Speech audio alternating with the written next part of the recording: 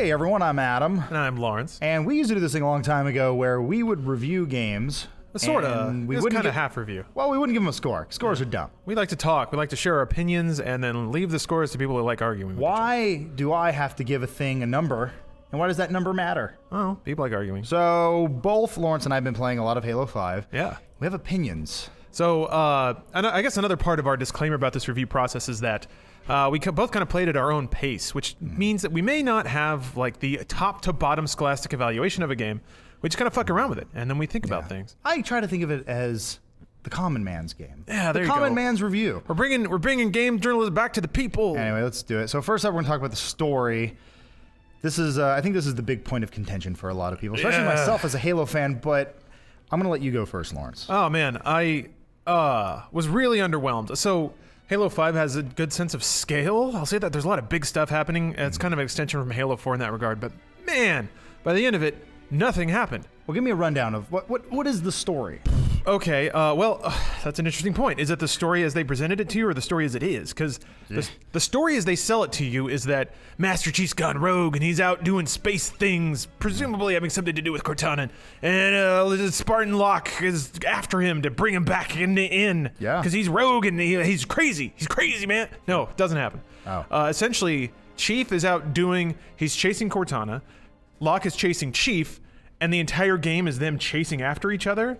Nothing happens in the middle. They have like a brief interlude where they drop in on the Arbiter, like, hey Arbiter, how's that Civil War going? Cool, peace out. And nothing happens there. And then in the very last level, something happens. But that has nothing to do with the actions of Chief or Locke. So essentially, both Chief and Locke could have just stayed asleep for the entirety of Halo 5 and would have ended exactly the same way. It's like the Godzilla of video games. Yeah, but Godzilla had a big-ass dinosaur. It did, and this one has giant guardians that never do anything. They just sit there. Hey. There's a part at the end where the Guardian's about to like click on and fuck something up, and then nothing happens again. What I felt like, I got a big Halo 2 vibe from this. Like this is a big build-up for the epic conclusion or some sort of like third chapter. The problem was Halo 2 at least ended with an ending that left me wanting more. This one, sadly, it kind of fizzled, and I'm sure, I mean, I guess spoilers here or whatever. Yeah, this is going to be a spoilery thing, so. I mean, yeah, tune out right now if you don't want to hear anything, but I think they're setting up Cortana to be, the villain. Of course, yeah. And the next one, and she can have sort of split personalities in different ways or whatever, so maybe there's going to be a good one and a bad one. I don't know. Either way, I was really underwhelmed. Red Cortana and a blue Cortana? I think the Halo stories are typically pretty good. They usually are done in the same way, where it's very Star Wars, where it kind of happens within a 1 to 2 week span. Okay. That's sort of what happens. All the games are pretty much the same. I think maybe ODST is the only one because it has a flashback element to it. So I didn't really expect anything from that, but it did just feel like they were in a rush to get through this story, and it really bothered me, especially with the way the ad campaign sold it. Where I typically don't get mad at those, except it kept reinforcing these ideas that I had that I was right about where they were going with the story, and it didn't go there. I had already assumed that Chief they're basing it off of the Halo 4, God forbid, right? Where there was sort of this animosity towards this character. But in this one, they're like, well, Chief just does whatever he wants. Like, when did this happen? I don't know. Like, they set him up where he's just out doing his own thing. And, Blue Team's back, by the way. Like, nothing was really explained. It all just kind of felt like fan service, and it bugs me as a fan. Yeah. The thing that I've grown to like about Halo is that there are things that are unexplained, but those things seem to point to a larger world that is constructed and makes sense. So it kind of excites your imagination. There are these, like, I think you were mentioning Halo 2. Halo 2 at least had those tugs, like it had the Overmind, right? Mm-hmm. Gravemind. See, that's okay. How much I know about Halo, but at least there was something weird in there. There was a poetry spewing piranha plant that grabbed Chief and was like telling him all this big lore shit. And as a player, you're like, well, that probably means something, and you're trying to piece together the larger world of Halo. Here, it's like the only nod you get to the larger world is there are Guardians, and there is a Warden. And they just kind of float around, and they are tools of this other thing that is kind of explained. It's all very quantifiable and known, which is a weird situation to be in when it comes to Halo. It is sort of this odd thing where it sort of feels like it's starting to feel more like a video game to me and less of a story. And I've always preached that I find gameplay to be more fun than story, except when it comes to Halo, because I feel like they have such a beautiful world and a universe that they crafted. And when the Forerunners are just kind of there, it just feels like they're there just to serve a purpose to move forward and drop a new gun for you. Yeah, and, orange guns instead of blue ones. And now they're just, now that, the flood is gone, we sort of need to fill in these gaps, but it just feels sort of like the surprise is gone. And it was just overall, the story was really disappointing. And for me personally, it's my least favorite story of the series. Yeah, no, I feel the same way. And also, I love to bag on Halo's story, so it's kind of down there. Anyway, but oddly, like I'm glad that you said it the way you did. Maybe my least favorite Halo story, but it was my most fun to play. Oh, totally. Yeah. So let's move on to the next part. Actually, the controls. The controlling of the game, I'll say right off the bat, is phenomenal. Yeah, it's weird how different it is, because so there was that Halo intro that came out, which shows Fireteam Osiris just like running down a mountain and massacring everybody. And I remember seeing that and thinking that never really felt like Halo to me, because in Halo you were big and slow and you have these giant jumping arcs and big guns that go bang bang. Now Halo 5, you've got like mantling and boosting and hovering while you aim down sights and all this stuff. It feels a lot more nimble. Everyone likes to say it's more Call of Duty-esque. Sure. It is in the sense that it's faster and more responsive, and I like that. It doesn't feel like Call of Duty to me, though. I think what it does is it borrows elements. I think Halo found a way to stay relevant, because try going back and playing Master Chief Collection, you feel like you move like molasses, especially in today's world. When the game's running at 60 frames per second, you kind of want to move quicker. And it carries over from single player to multiplayer, I think, flawlessly. They changed enough, but it didn't go too crazy that it felt too out of place. Like they didn't, you're not shooting rockets out of your hand or anything like that. They kept the elements that made Halo Halo, and I thought I was going to hate ground pound and that sort of thing. I ended up using it way more than I thought I would. So all the new moves and everything, it makes sense in today's generation. Yeah, and the options they open up for multiplayer are really exciting. So in single player, I was a little underwhelmed. It seems like the extent of monster design in single player was you have to shoot it in the back. So it's like, okay, dodge around, command your AI dudes. If you're playing co-op, you can shoot it in the back. But it's like they added 3 new enemy types that are all shoot them in the back. Whereas in multiplayer, the exchange between the boost and like the limited recharge on it, the ground pound, and the shoulder charge are all really interesting to me. It kind of creates this rock, paper, scissors in my head of things you can do, especially when you know if somebody's already used their cooldown.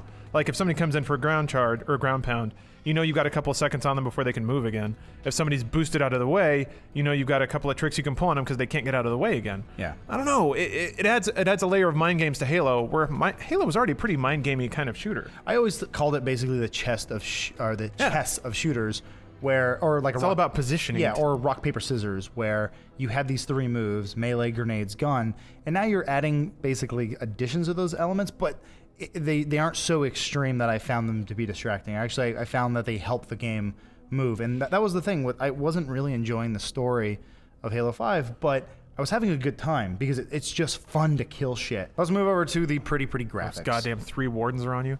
Man, okay, so I had been feeling more and more depressed about the state of Xbox One. Not that I'm like emotionally tied to it, but I want every little hunk of plastic to have its own little baby. And the PS4 has had some really fucking amazing looking games. Until Dawn is astounding. Even Killzone Shadowfall looked really, really good. It was a launch game. Yeah, right? And the Xbox One had yet to get, Rise was good. Right. Was good. But Halo 5 to me is the technical game that the Xbox needed to prove, like, I can still punch weight here. Man, the 60 FPS, it does have a scaling resolution. There was like one level where I could tell is like, ooh, this is pretty low. Sure. It's a little grainy, but it looks really good otherwise. Right. At the end of the day, we've always said this before. If you want a PC, yeah, that's true. Drop the $800 to $1,600 down on a machine that's going to do it. At the end of the day, this is a budget piece of plastic that's running a game, and the fact that it is running at 60 frames per second, pretty solid. I'm impressed, and I'm a bit more forgiving of the compromises that they made that you can see mostly in the single player. I haven't seen much of it in the multiplayer, but you do see this weird sort of thing with the enemies where they're running at, like, they look like GIFs. Yeah. Just kind of like running in the background. You're like, that's strange, but I get it. It's a draw distance thing. They did a lot of tricks, and I'm actually really glad that they locked down the 60 frames. I think that was worth it. Yeah, the more I play it, the more tricks I can see. There's certain things like explosion effects start disappearing. I've noticed some of the Forerunner dudes, when you shoot them, they explode into this like cool fractal cloud and then collapse again. That stops happening when there's a lot of dudes on screen, and it's entirely to save frame rate.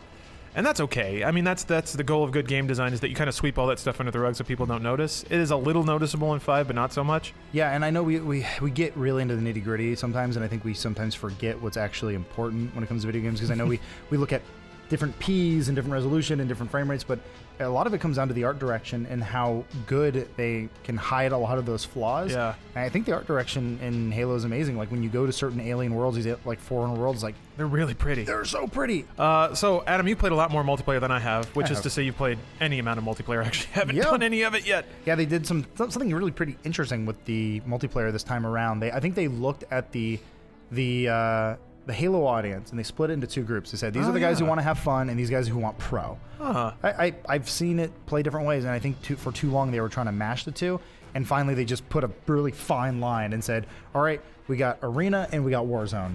Go nuts, kids. And so Arena is basically everything is balanced. Everything makes sense. There's pickups on the ground. You start with an AR. You start with a pistol. There's no loadouts. There's none of that bullshit. I mean, like, I didn't really harp bad on it when Halo 4 came out, but the more I played it, I really hated the loadout system. Yeah. And the way it didn't work for Halo. And the way they've done it now, they've pulled it way back. And now that everyone has an even playing field and everyone has the same armor abilities, it's good.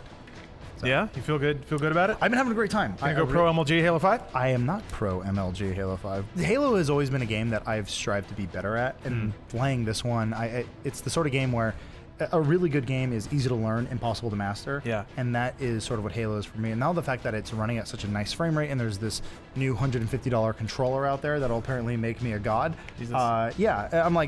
I'm way more invested in this right now. And like, my crack used to be Destiny, and I'd play Destiny multiplayer. But now Halo's is so good, the multiplayer is so damn good that like I'm just gonna probably be playing that. You said the Raider got smaller too, right? The Raider, from what I understand, that it got reduced from 30 meters to 18 meters. At this point right now, that's kind of my biggest gripe, is that the radar seems somewhat useless, but I think I've actually gotten some really good kills. It only really works for vertical, right? Basically now, where you can tell if someone's above you. I wish they would extend it for stuff like Warzone, and then maybe keep it for the same size for the arena multiplayer stuff. But then one of the new modes, Breakout, I think is pretty cool. It's a very reminiscent of Counter-Strike. It's basically you have one life. When you die, you're out. Okay. And it's first to 5, so there's either an objective or it's just straight kills. But very simplified maps, very bare bones, just blue, and they seem to be catering to. It's kind of crazy. They are catering to every walk of Halo life without really pissing anyone off. And how do you feel about the rec pack system? I know that was potentially going to ruffle some feathers before it actually came out, but people seem cool with it now. I wasn't sure. I mean, I like it. They're just doing what everyone else does, and I think it's smart. It's you're opening crates. That's it. And they're not charging you for it, so you can save up points in the game that you get, or you can lay money down. And what I like about this overall is that it's gonna take the place of paid maps. So there will be new maps. This is what they've said. I'm not factoring this into a review or anything, but from what they've said, these rec packs I'm really curious to see what the numbers are gonna be from those, what people are dumping on those things, but they're just doing the CSGO model where we'll keep giving you new maps, we'll give you new stuff, and like I said, Forge isn't out yet, and so people are gonna be making new stuff like that.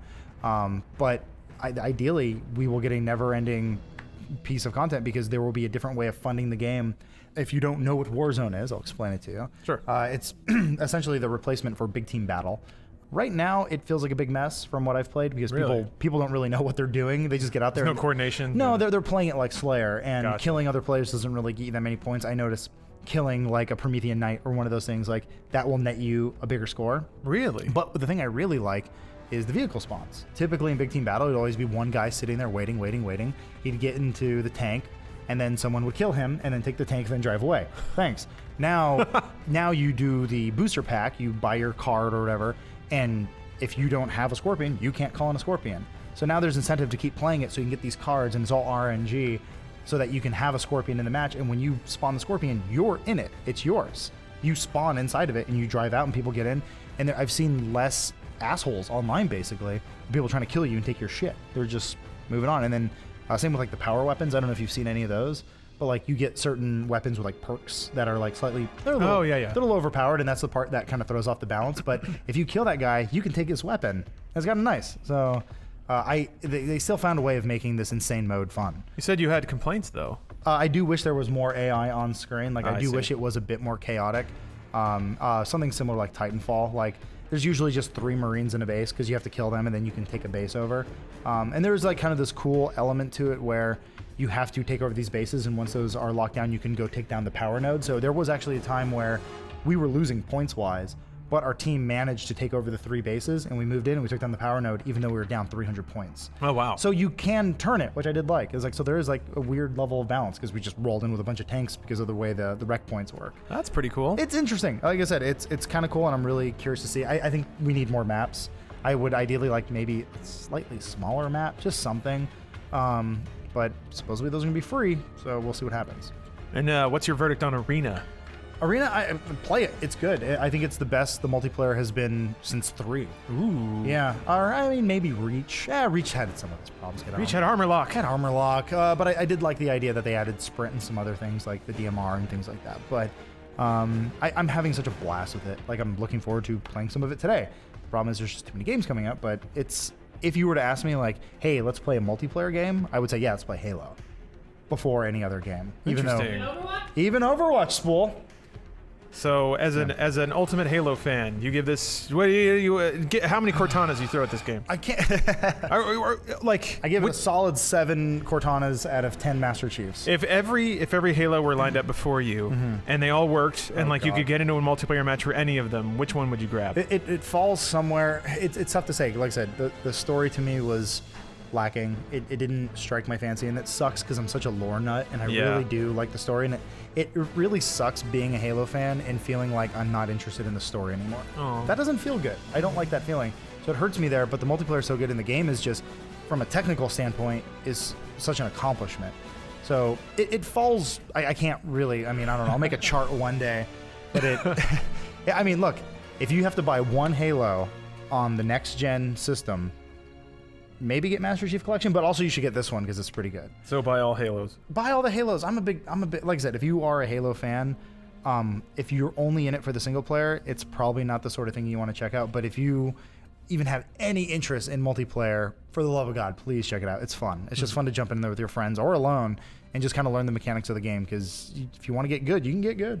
There you go. As somebody who doesn't like playing online much, I'm really excited to get into Halo just because they finally made it feel welcoming to me, which doesn't make a lot of sense, and I don't know quite how to quantify that. But when I look through all the unlocks and all the crazy shit you can do and like the different modes, and I guess the biggest thing about Warzone to me is it's the perfect like dabble your toe in mode, because nobody gives a fuck what you're doing, and you can accidentally kill yourself and your entire team multiple times and no one will be able to tell. So it's like that chaos kind of masks your badness with the game, and it also gives you kind of a cloak of anonymity.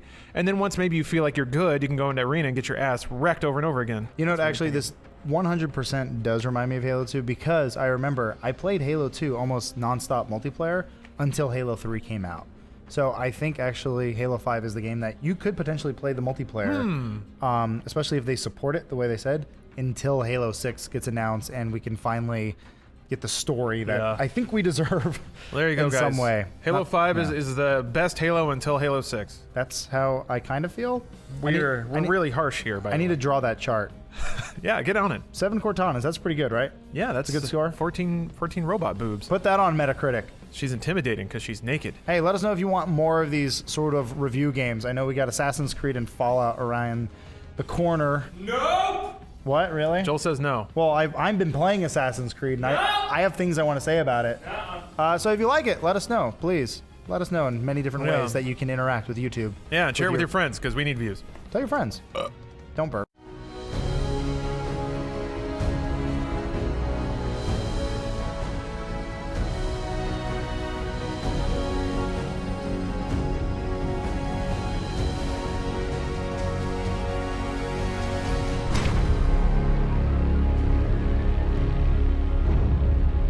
Everybody, we're back with a Fallout 4 interview. I'm Lawrence Sontag. Did you call it an interview or review? Interview. What did I say? You sound like it's an interview. Oh. Perhaps that's meant to be part of the wordplay of the title. That's it. It's You're not. clever. Adam came up with it. Just like Fallout. Yeah, we're checking out Fallout 4. We've been playing it. Have you logged your hours? Steam has. Yeah. Oh, shit, let me go check. Here, I'll be right back. Okay, well, I'll just say, well, look, I'll wait for you. Sure. Well, I've been playing 35 to 40 hours, depending on however you want to say it. I play them both on Xbox One and PC, mostly on PC, but we did get a little bit of the console version, so we will be talking about both versions, but mostly the PC. 45 hours. I haven't played any hours of Fallout. Yeah. 0 hours. What, Get out of here. This is what score did you give it, James? James, come back. 0 hours. Okay. He gave it a 0 out of 10. 45 hours. There is you my go. math. Okay. So, So this kind of goes back to our mantra of doing this show. We don't give scores, and Fallout, I believe, is the one game that definitely should never get a score.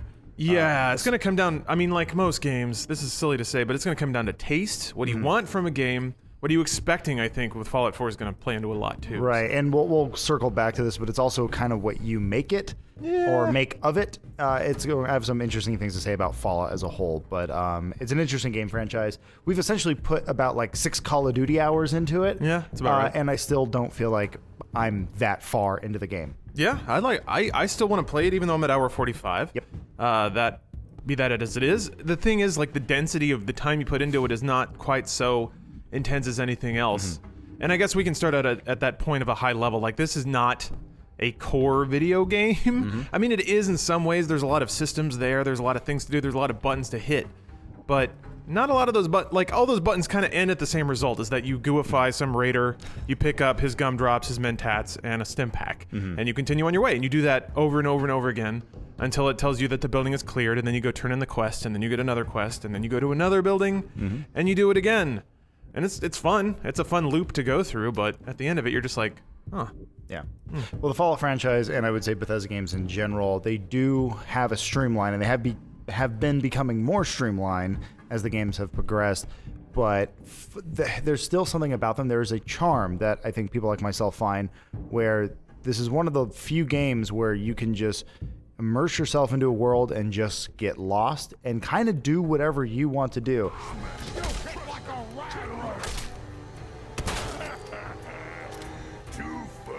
Now, they have actually limited a lot of things. There's one example. I went into a mysterious vault, not the one that you come out of, but there's another one. And I tried just murdering everybody, but the people actually wouldn't die. They would just sit on the floor. That kind of took me out of it a little bit, but I'm kind of hoping for PC mods to fix that. Yeah. Since the script extender just came out. But regardless, you shouldn't have to do that. But that's another thing, going back to what you're saying. It's always kind of hard for me to look at Fallout or any Bethesda game as like a video game. I always just kind of look at it as like a really high concept role-playing tabletop game that they have turned into a 3D algorithm. Yeah, that's a good way to put it. For me, it's almost like a digital aquarium. Like, you can just kind of stare at it, look at everything move around, and occasionally that fish will fight that other fish, and you're like, cool. But I feel like I'm behind the glass more than ever with Fallout 4, and this is maybe a part of it scaling up in production value, but the range of the interactions the game will actually acknowledge between you and the players inside this game is getting smaller. At least that's how it feels to me. In Fallout 2, and to a lesser extent 3, you could get up to some pretty crazy shit. Like, you could kill quest NPCs, and then that quest just would never finish. And you could still keep playing the game as much as it would allow you to, but like in Fallout 2, you can murder everything. And I don't want to say that like a virtue of a game is how much you can murder, but it's really how much you can play within the boundaries it lets you have. Sure. And so, for instance, Fallout 4 adds full voice acting. That's good in one way, but not as good in another, because it really kind of streamlines the interactions you have with NPCs. We're talking a full suit of Cherry T-45 power armor. Military issue. I like it. There's a couple times in the story mission they said, well, no, you're going to fight this guy because you need to fight him. Yeah, you really have to. Yeah, and I was like, You wrote a lot of VO around him being dead, so he really has to be dead now. It would have been nice if in that situation, and I don't know because I only played it through the one time. It didn't give me the option when I played it, but it would have been nice to convince the guy to blow his own brains out, maybe, or give up, or maybe join me as a companion. Like, to have those different sort of paths, it's mind-boggling because I can't ask a game to be something that it's not, but I know that the game is capable of doing that, and so those sorts of things I feel like kind of hurts the experience, or it's strange that games that were technically less savvy had almost more to offer in the past, but at the same time, I'm still just kind of lost in this world, because what other game lets you play in a first-person post-apocalyptic world with a beautiful color palette? Bingo. I rolled a low intelligence character because I enjoyed doing low intelligence runs of like Fallout 2, because it actually changed the dialogue. You could just like grunt and say basic words, and that's basically all you could get away with. That doesn't happen in 4 because all the stuff is VO'd, so it's the same lines. It's just every hour maybe there will be one dialogue choice that I can't pick because my intelligence isn't high enough. And that doesn't feel as fundamentally different of an experience. I'm still running around and killing things like I would if I had high intelligence. It's just, oh, there is a terminal I can't unlock to get to the 5 bobby pins on the other side of that door. It doesn't feel like as tailored of an experience, but still, like, I feel like the experience is more generic, but still it's more enjoyable now. What do you want? We don't need any more trouble around here. I find myself enjoying the game a lot more when I look at it as a first-person shooter and not an RPG. I look at it as a first-person shooter with open-world elements and RPG elements, and all of a sudden I'm like, this is the best first-person shooter I've ever played. But it's one of the weaker RPGs that I've played, and I'm trying to figure out the balance of what the hell is this genre. But then, like, if you look at it from a shooter, the level design's pretty dumb because all the dungeons are like a lot of connected rooms with ramps of rubble, like connecting all the floors. And you just have to find the ramp, and sometimes that takes a while because it's really like labyrinthine. Yeah. Or you let your companion run ahead, and even though you're crouched and you're trying to go in stealth, but your Paladin Dance wants to just run in because he's Paladin Dance, and that's what he does. He's a dick. Yeah, and then like the enemies aren't that interesting if you look at it from a pure shooter perspective as well. All they do is run at you and shoot you. Sometimes they have a rocket launcher and then they blow themselves up and everyone around them because the AI is just not programmed to acknowledge the fact that they can kill everything. Yeah. So it's a really loose and kind of low budget shooter when you look at it from that perspective. But it is the magic combination of all that stuff that just kind of makes it trancing. Like, yeah.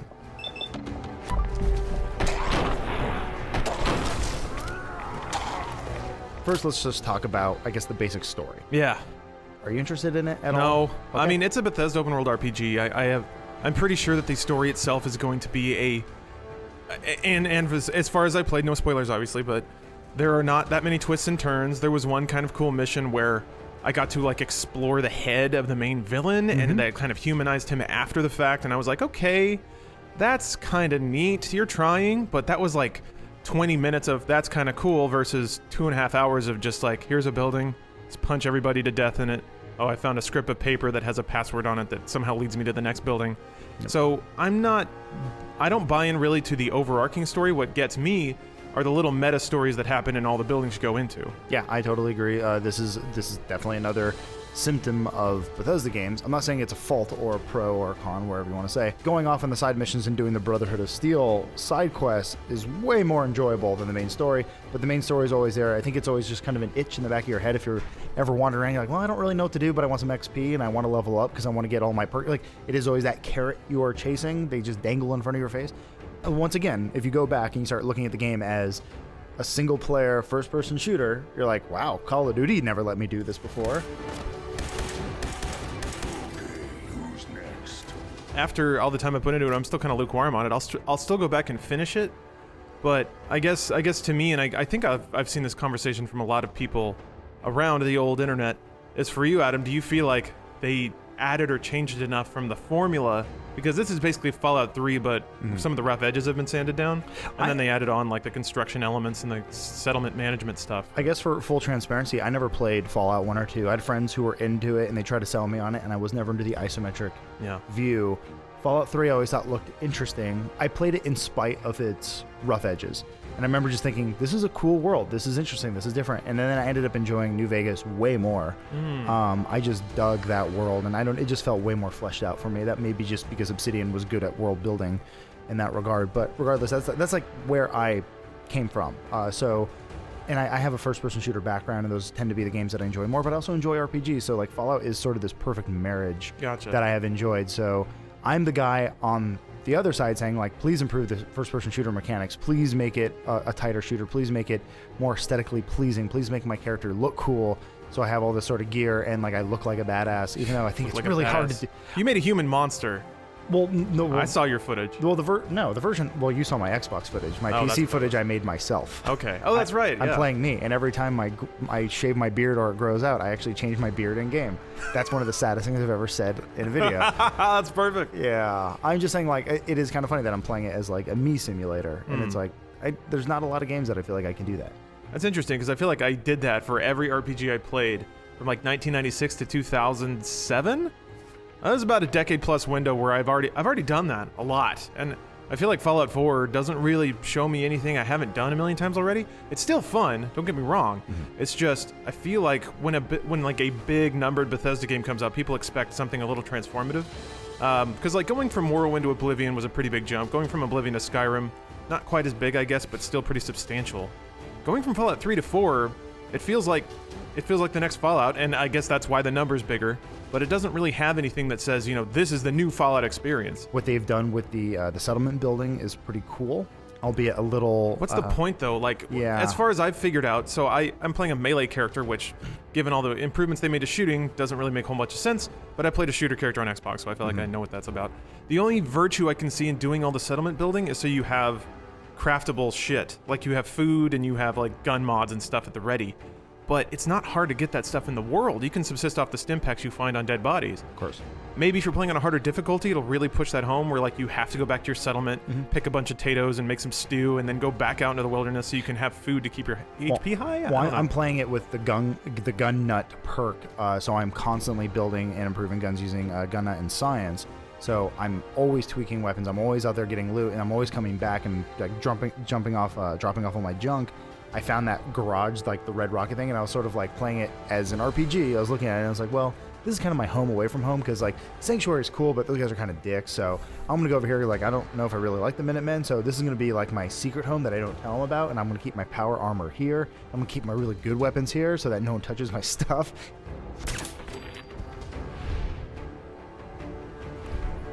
The beauty of Fallout is there's so many, and this kind of works against the game, I think, is that there's so many like what ifs where you look at the game like, oh man, what if this happened? And then someone will come up and be like, oh, that did happen to me. And you go, oh, weird.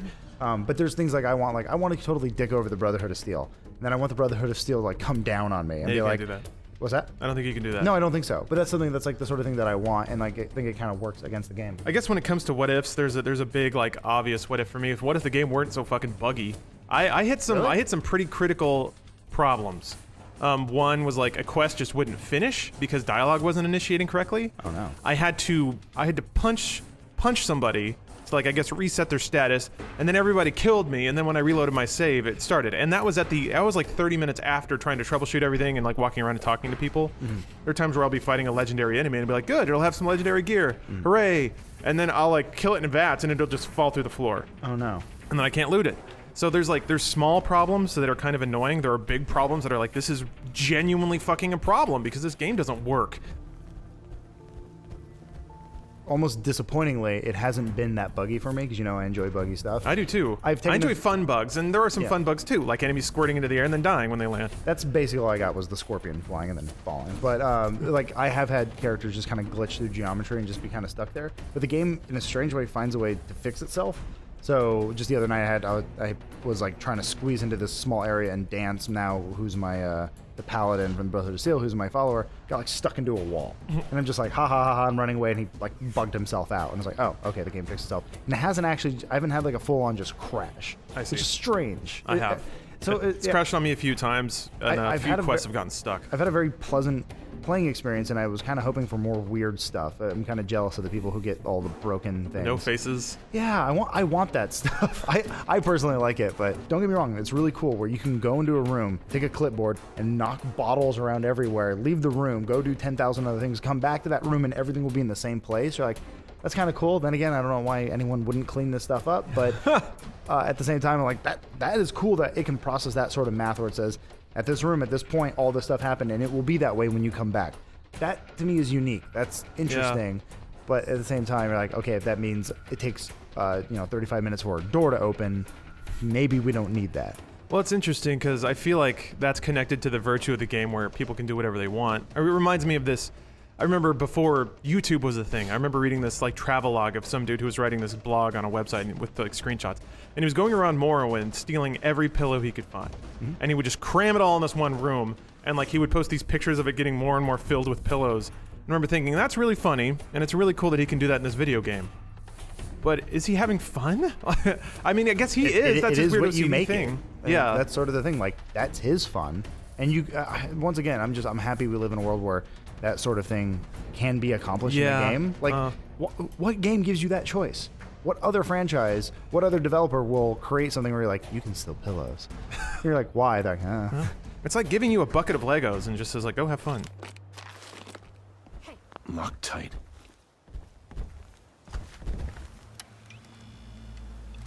It's the biggest swimming pool out there for me right now. Like, I guess the other comparison you can say is like Witcher, but Witcher doesn't take place in a post-apocalyptic world with a 50s doo-wop vibe. Yeah. So it's like this type of game speaks to what I like as a person individually.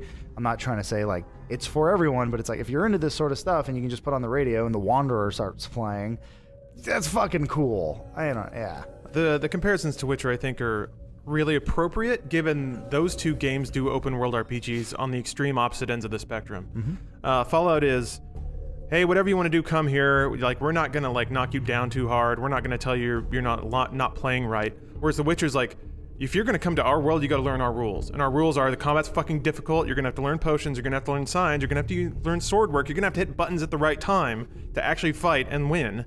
And we're not gonna take it easy on you or give you like a nice time. You're gonna have to learn how to make it in this world. Yeah, I would say Fallout is a very large, shallow world where things can be accomplished quickly. Witcher is a very large, deep world. Yeah.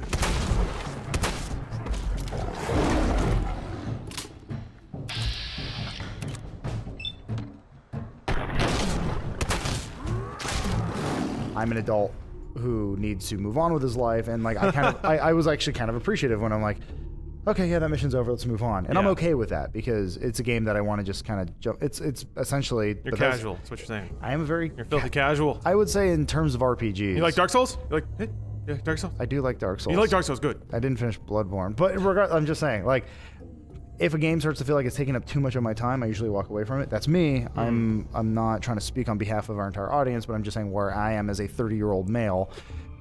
I appreciate a game where I can just walk up to something and finish it and be like, all right, I'm going to call it a night. I'm done. Rather than like Witcher, I just remember just feeling overwhelmed. Yeah. To kind of summarize things, to me, Fallout is like McDonald's, which is not to say that it's bad, because it actually takes a lot of effort to make a product that everyone on the earth could like. But that doesn't mean that it's particularly profound or new. You always know what a cheeseburger from McDonald's is going to taste like, and sometimes that's what you want, and that's what you need, but that doesn't make it like daring art, you know? Sure. I don't think the game is trying to be daring art, No, honestly. even though it is pretty. Holy shit. It is. I mean, there was some talk of graphics not being that great. There are Technically not great. There's a difference between graphics and art direction, and I really like Fallout's art direction. Yeah, I'm in the weird place of not being super blown away by it, but still wanting to play it, so I don't know what that means. It's McDonald's. Once again, since we don't give games a score here, it's hard for me to convince someone who is not into the series already to like it. I guess this is almost a review for people who are also playing the game and kind of either on your side or my side, or they're like, I don't know if I like this game, or I really love this game. Convince me that I really like it. Yeah, it's purely an extension of Fallout 3, and there's not a whole lot of surprises here, which is not bad. Fallout 3 is not a bad game. Yeah. And if you want more Fallout 3, they made a 4 for you, but I wouldn't expect anything too transformative or unique or profound in this one. Yeah, I'm still really enjoying what they've given me, and it is the game that I find myself thinking about more and more when I'm not playing it. I think that's a good time when you start having... It gets in your skull. I have dreams. Ooh. It's sad. No, that's good, probably. Let's go get some nuggets. You get some nuggets? Nuggets. All right, do we have to give it a fake score? 2 sweet and sour packets. I give it 6 out of 7 Brotherhoods of Steels. Got it. Fighter, on your tail.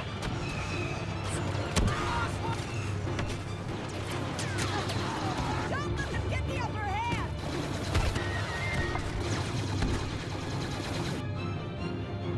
Hey everyone, we're back with another In Review. This time we're talking about Star Wars Battlefront. I am Lawrence Sontag. And I'm Bruce Green. And we're here just to share some ideas about this. In case you guys aren't familiar with the show, basically, we're just talking here. Despite being called a review, sorta. That's In Review, Lawrence. Exactly. So we're just talking about our experience with the game so far. It's not as scholastic as maybe a full review, so there's not going to be a score. I'll look forward to that. Yep. But instead, we're going to trade charged opinions. Ooh, charged opinions? Yeah, so I guess we can go ahead and betray our good cop, bad cop routine right now. Bruce, you're really enjoying the game, right? I mean, I'm really enjoying the game, and everyone's going to be like, oh, it's because you've been talking about it for months, and you pre-ordered it, and you're justifying your purchase. Not at all. This is one of those things I was really worried about, actually. I put the money down, and I was like, boy, I hope this game is good. And the more that I saw about it, the more I was like, all right, cool, I think it was worth my money. It could still all be on the surface. The game could just look really good and not play well at all. And it turns out I'm totally wrong. I've enjoyed all the time that I played with it so far. Yeah, I think you're right on both those counts. It looks really good. It plays really well.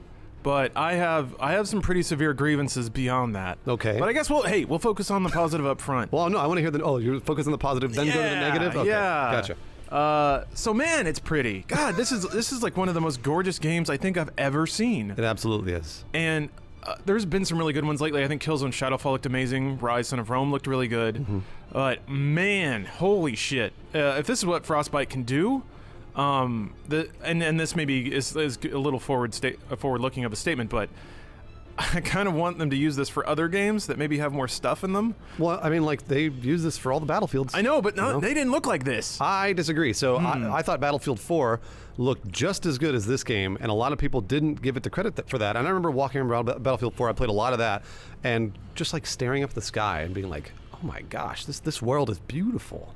Yeah, I guess maybe it's just that Battlefield 4 was a little more realistic. Yeah, it was, so yeah. I was just playing and I was like, yeah, that's what things look like. And now instead you have this incredible looking and incredibly animated Star Wars world that is just more real than it's ever been. Right, well, I mean, we've said this before and we'll say it again one more time. This is probably the best looking movie video game ever. It is like you are playing inside Star Wars. Yeah, I mean, it's hard for me to dispute that. Maybe The Order looks really good and is a movie game. But it's not based on a movie. Exactly, and kind of to another thing of Battlefront's credit, things like The Order and Until Dawn, they look really good and they are movie games, but this is a movie game in another way. It's almost like a movie factory. Yeah. Every time I play it, there's some event that happens in every match where I'm like, holy shit, that was intense and awesome. And that's why I keep coming back to it. Well, we used to trade those moments when we'd played Battlefield. Yeah. We would go out as a squad and like something crazy would happen and you'd jump your ATV off a building and parachute and do it's the same with this. Like you just got these, like a smart rocket will whiz by your head and lasers are going by and you'd like run underneath an AT-AT. It's amazing. Yeah. Whenever those moments happen, it provides that one gleeful moment where you forget that, you're playing a video game or you forget that somebody cut you off in traffic. It just gives you that escape that is kind of harder and harder to come by. It is. The more games that I play personally as I get older and stuff like that. Your pathetic rebellion ends here. Lawrence, let's get to the negative stuff. Come on. Oh, that was fast. Okay. Negatives. Man. Okay. Uh-oh. I know that tone. There's not a lot of stuff here. There's just not a lot of content. It's true. There's really not. Yeah. And I was kind of an apologist for this game before it came out. I guess that's the wrong word. My message was always just fucking wait until you actually get your hands on it. Now that I have, I'm like, oh yeah, there's not really that much there. The thing is, like, that's not a problem though. At least sort of not for me. It's weird because it's like the Counter-Strike problem of you can make 20 maps, but people will just play one. Right. And I feel like that's kind of happening in Battlefront. I think personally, I would have liked a campaign, mostly because the sound effects and the graphics are incredible, and it's really hard not to wonder what if. Yeah, if it was written well, it would have been amazing. Yeah, and I guess maybe there's still room for that because EA has the license for a long time. Yeah, they got the tech. Yeah. DICE has all the assets. This is something that could happen in a few years. I want it now. I really do. But I think this, God, it's enough, which is weird to say. It's enough, but it's also not. So there are not enough multiplayer modes for you, Lawrence? There are enough that work. Okay. I would like more. Honestly, I've just settled into Supremacy Fighter Squadron and Walker's Assault. You don't do Heroes vs. Villains? That's a lot of fun. Heroes vs. Villains is. Hero Hunt is not. Hero Hunt is not fun at all. I never played that one. Oh, that's bad. Yeah. Heroes vs. Villains is good, mostly because you're guaranteed to play a hero. Right. So I guess it's good in that respect. Like, they put that mechanic in the game, but you can go many matches without ever getting a hero token. So if you're just really hurting to be Boba Fett, you can jump in there and do that. The counter to that is there's only 3 heroes per side. I totally agree with that. There should be more heroes and villains. Absolutely. Yeah. And that's kind of the bummer. Like, I want more heroes and want more vehicles. For it to, this is, to me, the best Star Wars experience that's happened so far. Yeah. And maybe that's what's dragging on me. Because it's so good, I want every Star Wars vehicle. Right. I want every Star Wars hero. And the ones that are in there are really good and really fun to play. And the sound alikes are pretty on point and the animations are great. But it's just, after you've been playing Heroes vs. Villains and you're in your 4th match and you played every hero twice already. Yeah. I go, okay, I could use some more. Right. Well, that would be bad business, though, Lawrence, if they gave you everything all at once up front. They have to charge for the DLC, which is actually a big sticking point for a lot of people. Understandably so, I think, after playing this. Tell you what, this game reminds me a whole lot of Destiny when it first came out. In that, then the mechanics are on point, the game looks really good, it's really fun to play, and when you're playing it, none of that stuff matters. Like Okay. you're playing it and you're having fun, Yeah. and it's all clicking together. And then you get out of a match and you're like, okay, let's see something new. Oh, there isn't anything new. Yeah, that's it. true. That's I've true. played the 6 maps, and there's more than that in Battlefront. But like, if you go into your manual like a mode selection and you start scrolling down the map list, there's 5 or 6 per mode, and they're different chunks of individual planets. So that's kind of nice. But it'll get to the point where, man, when I spawn in on I think it's Solist, it's that interior like Imperial base. Oh, yeah. Where there's that big room and then all the small corridors off to the side. Yep. Every time I spawn in there, I'm like, oh, this again. Yeah. Mostly because, I don't know, it's designed around the heroes and Boba Fett being able to jump around, but man, I'm tired of that map. No, I'm you're, tired of it. you're absolutely right. The more that I play it, the more tired I get. The problem is that the graphics are so good and the gameplay is so good that even when I'm tired of Endor or Hoth or whatever, I sort of just get lost in the game anyways. Yeah. So then that's sort of the counter to that is I keep thinking I'm going to get sick of it. To be honest with you, I play it. I'm like, okay, this is the time I'm going to get sick of it. I'm not going to want to go back. I play it for an hour and I'm like, fuck, I gotta go back. It does still keep hitting me, yeah. I don't know what it is. I wonder if it's, and I can't test this in myself because the love of Star Wars is already baked into my soul. But when I get in there and like the sound effects and the score starts kicking in, Yeah. and everything looks exactly like Star Wars looks, and yeah, all that stuff kind of fades away because it allows you to be in Star Wars for a little bit more than any other Star Wars game I played. Jedi Knight 2 was about Sure. the next closest, but Sure. this one is just, man, yeah, it's weird because, yeah, you're totally right. There's all these like surface level problems I have and all these apprehensions that they're running through my like conscious brain. But then when I start playing, like the lizard brain kicks in and all that stuff fades away and I start having a good time. Yeah. And then the match ends, and that's another grievance of mine. There's this weird cyclical problem that happens where, as near as I can tell, there's no team balancing in Battlefront. So you win a match, you roll into the next one. There isn't. You can't switch teams, which is ridiculous. Yeah, I get why, because if there is team switching, then everybody just switches to the winning side as soon as they can. That happens in every other game, though. I know, and that's frustrating, and this is maybe supposed to combat that, but it doesn't really. What ends up happening is you'll join a server, and the other team will have maybe 1 or 2 just godlike players. And I don't know how they get so evenly distributed, but they're always there. And they're the guys that go like 30-2 Yeah. every match. Yeah. Because they're just that good, or they found the trick that no one else knows about yet. Or they're the hero in the map. Or they're the hero, and they just have a legendary run and kill everybody. So then what happens is the match ends, all the losers tend to leave to find another server where they don't get bodied so hard. The new class comes in and they get wrecked too. Yeah. And the winners stay. It's true. Because you won. Why would you leave? Why would you leave when you're hot? Yep. So then you get this churn where every server you join, you're coming in, you're filling a loser's position. Yeah, you're the losing team. And then there's somebody who's been playing that mode for 6 hours straight, and they're really good at it, so they just wreck you. You're absolutely correct. You should be able to switch teams, and I feel like the team balance is way off in this game. I don't know why. I can't figure it out. I mean, it's DICE. DICE knows what they're doing, and they know how to actually do that. All the Battlefields had really no problem with that. You could switch teams anytime you wanted to, and the team balance was pretty good in Battlefield, but I don't get why they went wrong with this. As near as I can tell, the ability of one player to blow up everything is a lot higher in Battlefront. Okay, yeah. So in Battlefield, you're just one soldier man, and you've got your loadout, but no matter what, there's going to be a trump card for you somewhere on the map that you can't deal with. Yeah. So if you're Assault, you got a rocket launcher, you got heals, but you can't touch armor. Like, armor will just wreck your day, and there's nothing you can do. Whereas in Battlefront, I guess it's dependent on the cards you're carrying, all the, Well, and the pickups, too. Yeah, that's true. Yeah. So you can always do something, but man, I have seen people go on tears in Battlefront like I've never seen in Battlefield.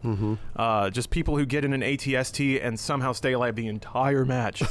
and maybe that's part of the unlock system too that I also kind of have a beef with, is that the unlocks trickle out so slowly. That was the worst part. So it was funny. Like the first 7 hours I played this game, I had no fun. 7 hours. Literally no fun. That's too much no fun time. Well, I guess I get in and just get wrecked, destroyed over and over and over, and I would see these guys that, like, you got killed with a blank, and I'd see this rifle. I was like, what the fuck? And I go to the unlock system and be like, okay, so how long do I have to wait for this? 20 levels. Yeah. Like, you got to be shitting me. That's insane that it takes that long to grind through and unlock these weapons. They should. I'm not exactly sure how Battlefield was able to do it, and Battlefront is not. But the ranking system's too slow.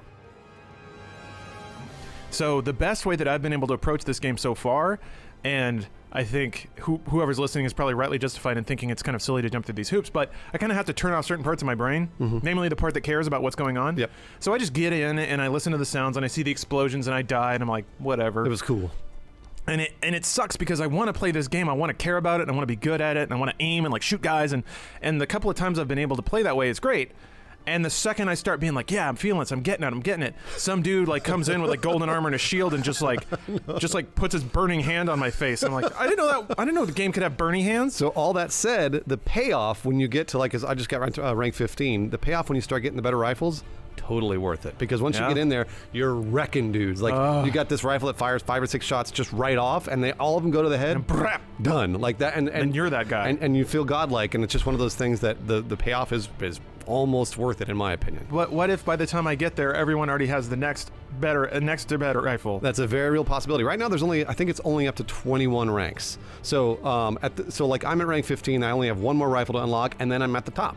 Okay. So at that point, you know, like you can start playing the game. Well, kind of, yeah, and that's sort of the problem. But I mean, like, it's more about the 10th levels when you start feeling like you're into it. Okay, I'm almost there. Then. Yeah, so you get there pretty quick. It's not so bad. But again, the payoff once you get to those higher rifles, oh boy, those feel good. Damn it. Yeah, sorry. That's okay.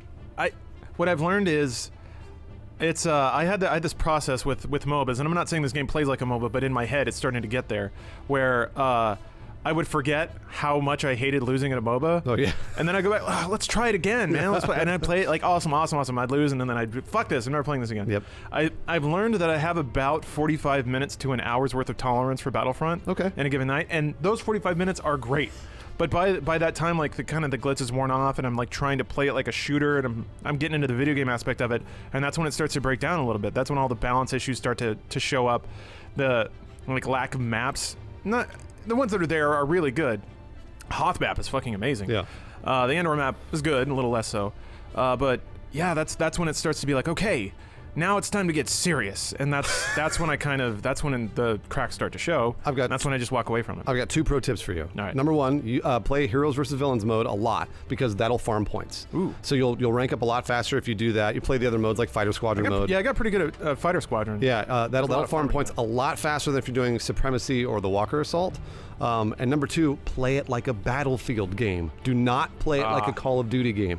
And the reason is because this is a Battlefield game. It's from DICE. So if you run out there, 30 people are shooting at you. Yeah. Don't do that. And you can't do that in Battlefield. You have to go and find cover, and you have to go with your guys. And Gotcha. you have to basically stand behind something Play out and the wait. waves and then move up slowly. Right, yeah. Gotcha. You have to play it like a Battlefield game, not like Call of Duty. And I see a lot of people, including myself when I first started, I played like a Call of Duty game. I was like, oh, I'm a fucking stormtrooper. I walk out with my rifle. It's like, I can shoot anything. And then I immediately die. Okay. So you have to play it like a Battlefield. You got to play a lot smarter. Yeah, I certainly haven't been doing that. It's confusing because the game is a lot faster than Battlefield. It is, yeah. And like the aiming is not so intense. It's almost Nerf gun aiming, which is not a bad thing, by the way. Yeah. But it is seriously easy to like point your crosshair and shoot, and then the spread's not that high, so you can nail people across the map with almost any gun. Yeah. So it seems to encourage this almost like run and gun style of play, which I've seen some people pull off with the right guns on the right hands on the right maps. Right. But yeah, on Hoth, you can't run it like you run across open ground and you just get mowed down. And an intelligent person would say, "Oh, maybe I shouldn't do that." Yeah. But then I spawn in and do it again. Well, no, you got to do it again because you get excited. You see everything like, out. Fuck that guy! I'm gonna go get him. No, it doesn't work that way. Yeah. There's actually a lot more strategy involved with this game than I think people get the credit for. And that's something that once I learned how to play it that way, I was like, oh, it kind of clicked for me. Gotcha. Okay, so you're pretty full in. You don't have anything negative to say? No, I mean, like I agreed with you on the like it doesn't have enough content. I feel like at this point it does feel like a Surface experience until you start kind of playing it a different way. For some reason, my brain taps into the DICE way of thinking right away. Gotcha. So even when I first started playing this, I knew it was a DICE game, and I was like, okay, well, I think I love DICE, so I know this should work out just fine, and it did. So, but if a lot of people are not like that, a lot of people are like Call of Duty, which makes sense.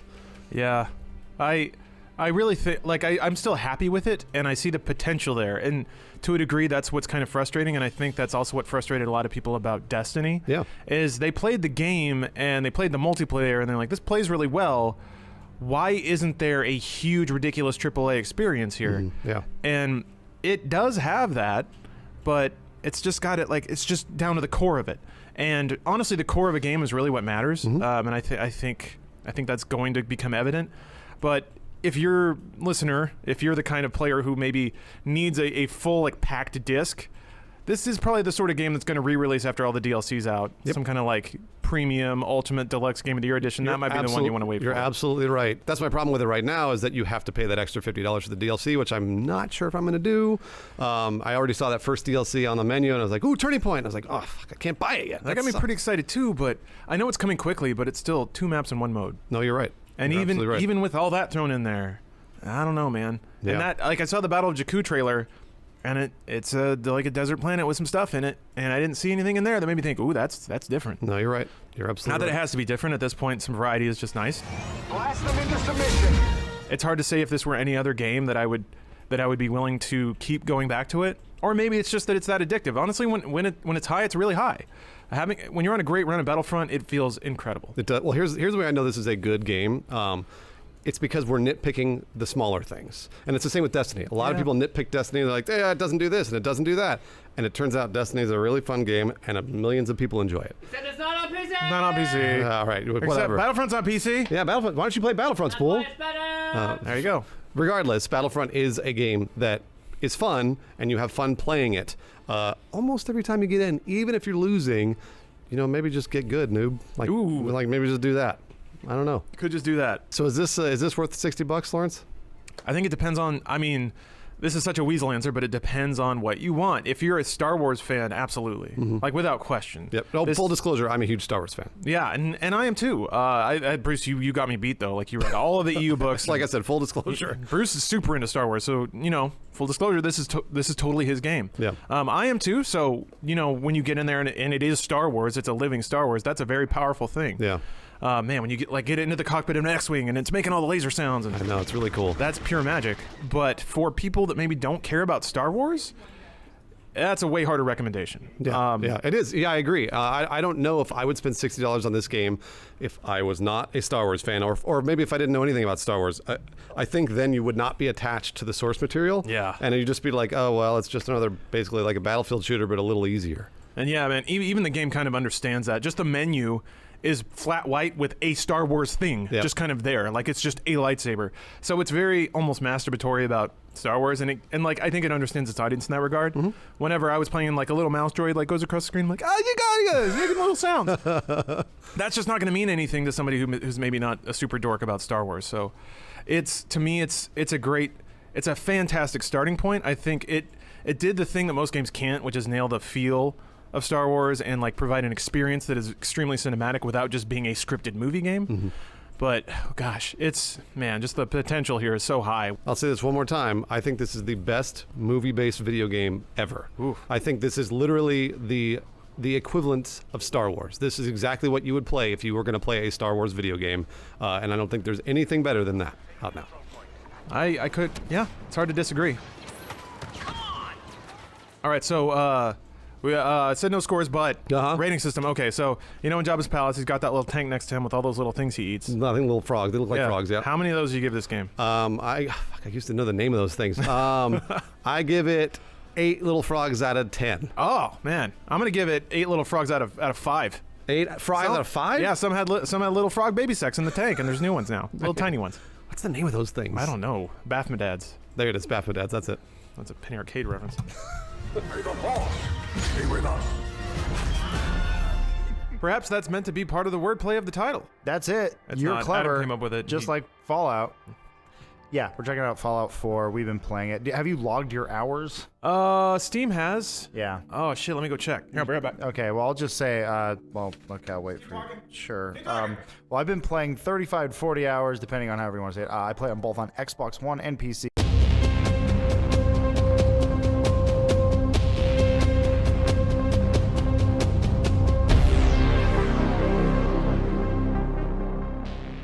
There are many years in gaming. We've seen the year of the horse, the year of the bow, but now it's the year of promises, and that means The Division. It actually came out, Lawrence. Man, that was a good intro. I didn't know where you were going with that one. Well, it's been like 3 years when we saw a man close a door with his hand, and the world stood at attention and said, I can't wait to do that, and now we did. Yeah, Ubisoft made an entire world of slightly ajar doors. So, Lawrence, you sat down with The Division on PC. Holy shit, I've played it so much. Real quick disclaimer, how many hours did you put into this little piece of tech? I think I'm at 35 right now. Okay, so you feel like you have a valid opinion. I do. At least when it comes to the game itself. I put some time into endgame, but not enough to really get into it, and yeah, fuck it, man. We have jobs. Excuse me.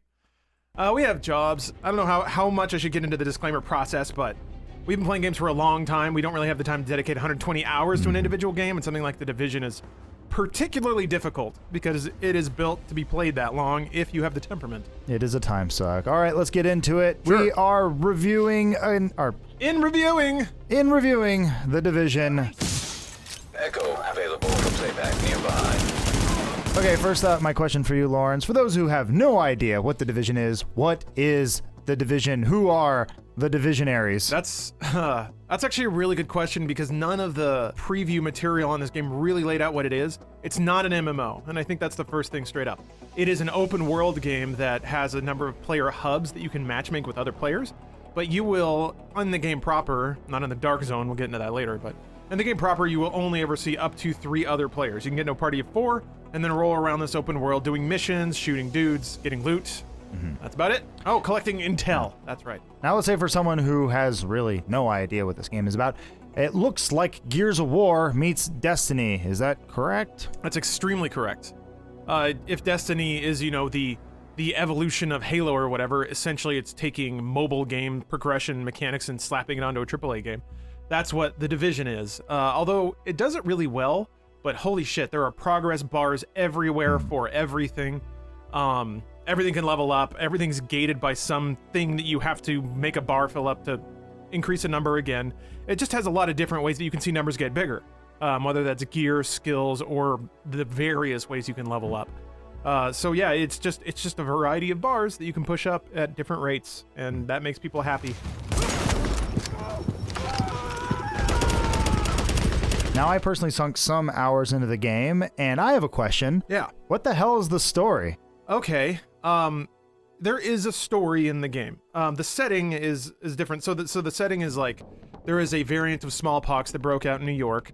You kind of discover the backstory of it through intels and pick-upables throughout the world, and it's actually pretty well done that way. But virus breaks out, society collapses, it's lawlessness, it's gangs, but then the Division is activated.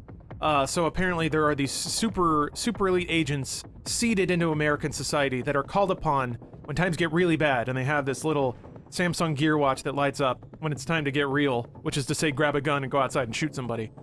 So in the setting of the game, you're part of what's called the second wave. So apparently there was this first wave of Division agents that rolled into New York. Nobody really knows what happens to them. You find some of them throughout the backstory that's seeded into the world, but the plot of the game is more about discovering the nature of the virus outbreak, the companies that were involved with it, the cover-ups that happened, and then the various characters that went through the virus apocalypse and how have emerged on the other side.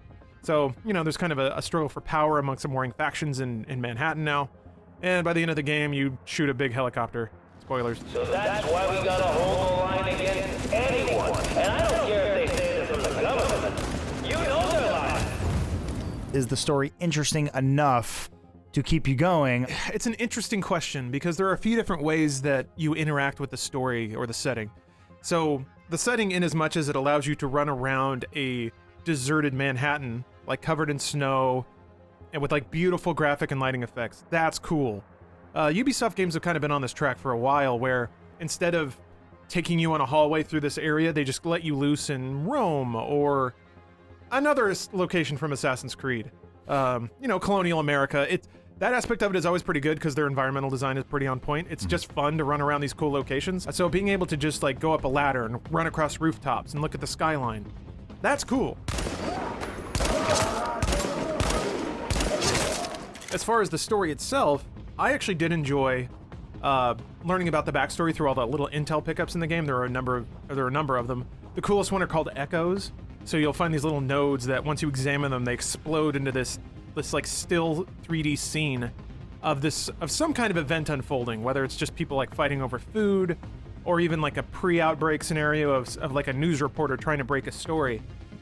you can piece together a lot of really cool mini stories that happened before the apocalypse through all these pickups, and it's kind of fun to connect the dots because there are some characters that will appear in one audio log on one side of the island, and then that character will appear in another thing on another side of the island, but they happen at different times. So you kind of get this back narrative in your head that starts building up as you play. That's pretty neat. Sir, you need to move. Get your hands off me. I don't expect everybody's going to want to pay that much attention to little dog tags you find on the ground, though. With a world that is as persistent as something like The Division or Destiny like that, a growing concern from a lot of people, including myself, is does your character actually make a difference? No, of course not. There's a story, or rather there are a series of story missions, and by the end of it, they do a good job of verbally patting you on the back, saying, oh, Agent, you've done so much for us, you're so great, now we have hope, or whatever. But at the end of it, you're standing on a mountain of dead corpses, and you have a different jacket and a different gun. It's not like you can, as one player, drastically affect the world of The Division, because it's meant to be shared. So, in as much as you want to feel like you've done something because your gear is better, that's fine, but I wouldn't say it's going to really make you feel warm and fulfilled. That's kind of the point. It's to make you always hungry for the next level up. It appears that Ubisoft is just doing what every other game company is doing and giving you content to keep you coming back little by little. Yeah, that's how games are nowadays. They can't give you a game over screen, then you'll just go play something else. So you got to keep going back to this, pay for season passes. There's just a lot of little hooks in this game to keep you interested. Whether or not you enjoy it, it's kind of up to you. It's a brave new world. Tom Clancy fan. Alert. Intercepting JTF radio traffic. Taking small arms fire. Small arms fire. Hooters have us in their sights. JTF hearing this? Okay, so I think we've tackled the story enough. If people are interested in that, I guess they can play it for themselves, even though you completely spoiled the ending, you son of a bitch. Yeah. Let's go over to the controls. How does the game actually play? Is it fun? It's fun enough. The controls work. They do what they need to do. They're pretty responsive. The animations look really, really good. Once you get a certain level of mastery with the controls, you can do some cool stuff, some cool maneuvering stuff. It's essentially Gears of War. It's got the roadie run, it's got snap to cover, it's got vaulting, it's got something that's been in a few games where if you're in cover and you can look down and see a different piece of cover, you just hold a button, your guy will run there automatically. So the movement and the shooting, it's all pretty on point. It's just fun to play, so it feels good. And even on top of that, you can switch guns. So playing with a shotgun is different than playing with a marksman rifle, they're called, or an SMG versus a machine gun. And then it gets even deeper. You can spec out your skills and your perks to match the gun and the playstyle you're doing. So you can stack armor, or these perks that increase your armor while you're dashing to cover and things like that. Provided that you want to start digging into that stuff, you can find a decent amount of gameplay complexity there.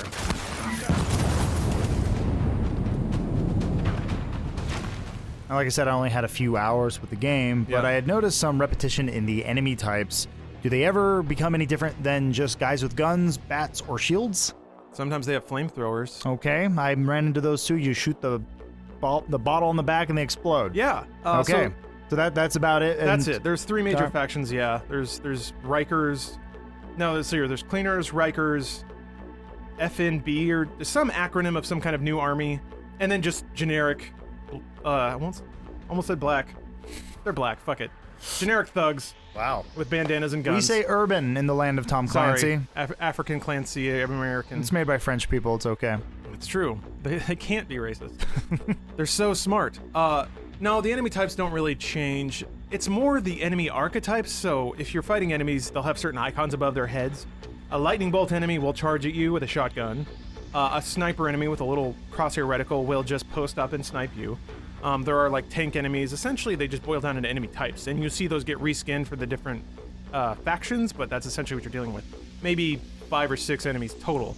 It's more about the health scaling, because holy shit, they can be very bullet spongy, and the combination in which they throw them at you, and the environment they throw them at you. So fighting a bunch of enemies in a small corridor is different than fighting a bunch of enemies in an open arena, and you have to adjust accordingly. For the game to scale up in difficulty, they essentially just multiply the enemy health by 10. So they just make massive bullet sponges, and they have just huge health bars. The only cool thing about that is that they partially acknowledge that in the gameplay. So like you said, there's enemies that have tanks on their backs. Other enemies have really tiny bullet pouches. Essentially, it's a weak spot, and if you shoot it enough, it will start blowing up. And then the guy will be slapping his back and stuff and spinning around.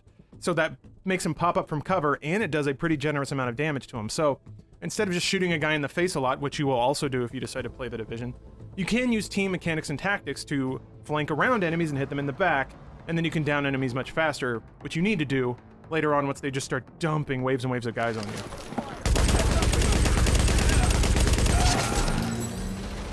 Now, you mentioned that there are abilities that you unlock through the game. I had got a few in there. Is there anything in there that really drastically changes the gameplay? Is the turret that much more interesting than the time detonator explosion thing I had? Sort of. It depends, and this is going to seem like a cop-out answer, but it really depends how much you want to experiment with it. I think that you can stack your skills and skill modifications and perks. No, wait, talents. Perks are something else. Jesus Christ. There's just a lot of unlockable shit in this game. But once you experiment with those skills and you find a combination that works well, especially with the aforementioned mechanic of circling around enemies, then it starts to open up possibilities. If you're a thinking kind of player. So let's say you have the turret. Just throwing out a turret shoots at people, fine. You can just throw it right next to you and shoot at guys and get a boost to your DPS. Or you can throw a turret, have it shoot at somebody, suppress them, circle around them, then shoot them in the back and kill them even faster. That's kind of rewarding when you start to think and use your knowledge of the game mechanics to be more efficient at murdering guys, but that's really what it comes down to. Again, it goes back to Destiny. It's not really how good you are, it's how quickly you can beat the same challenge over and over.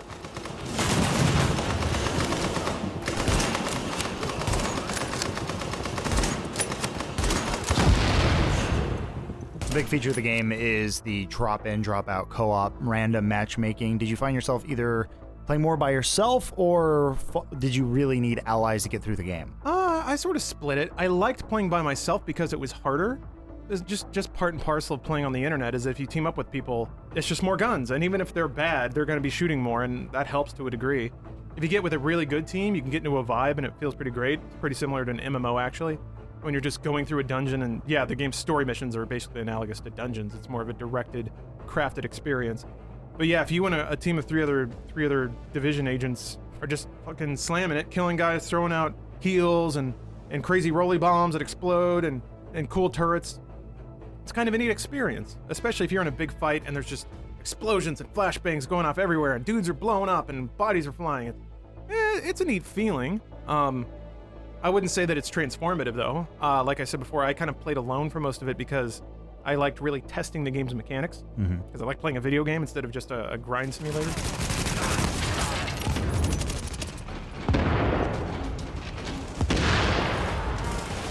Overall, the game feels like, to me, from at least what I played, like a safe bet. I feel like it's new and old all over again. It's a very pretty game, but there's not really much of a reason for me to go back.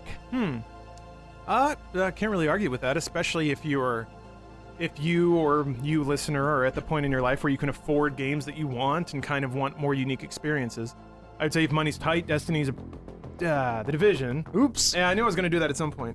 The Division's a pretty good bet because it's essentially the endless progression illusion, really, of Destiny or any MMO, but it has more content than Destiny did. It's got more stuff that justifies its open world, so Destiny just had random crafting drops, essentially, that would spawn. The Division has that too. It has like fabric rooms that you go to find fabric for crafting, because that's in the game as well. But, you know, all the aforementioned intel items are actually pretty cool to get.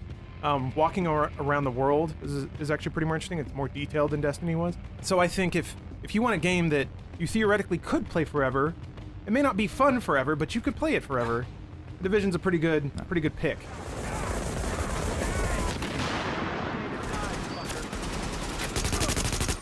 I might be a strange test case for this whole thing because I am actually just kind of in a strange time in my life where time is usually the thing I need. I can afford to play games. I don't really have the time. So I see a game like The Division or Destiny, and all I see is a time suck. And I see doing the same thing over and over. So when I play for the first 5 to 6 hours, I feel like I figured it out. Like I already kind of got it, and the story personally wasn't enough for me to go back. And it is a game that I do kind of want to play with friends, but it's just really, it's not really sinking its claws into me. Did it do that for you? Did you feel that hit? It did eventually. It took around 12 hours because, yeah, I totally get what you mean. It's easy to play the Division and feel like you have seen everything there is to see in about 2.5, 3 hours, especially once you go around the minimap a little bit, you hit the various icons, you're like, oh, that's what this mission's like, that's what that mission's like, play a story mission, be like, okay, I feel like I got the flow now. And then, you do the Ubisoft thing where you zoom out and you look at the whole map, and you're like, oh, that's what this is, all the way around. Okay. I got there, but, maybe it's reviewers fatigue, but I was like switching up my gun, switching up my loadouts, and that freshened it up a little bit. It did force me to play in different ways.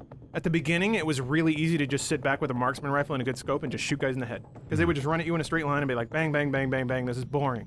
But after a while, that stopped working because they would throw enemy types and enemy combinations at me that didn't allow me to just sit behind cover and shoot. They would throw grenades at me, there would be snipers that would just nail you the second you poke your head out.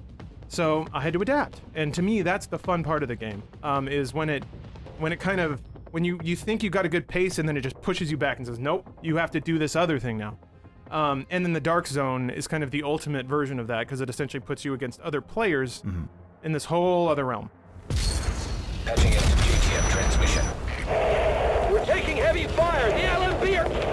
Shit, what the hell was that? Now, I've heard about the Dark Zone. People have said it's like the DayZ portion of the game. Is that accurate, or is that just giving that or is that not giving the game enough credit? That's an interesting comparison, and I can see why somebody would say that. So just to set it up, the world. So like the Dark Zone is just this strip in the middle of Manhattan, and you kind of fight in a U shape around it.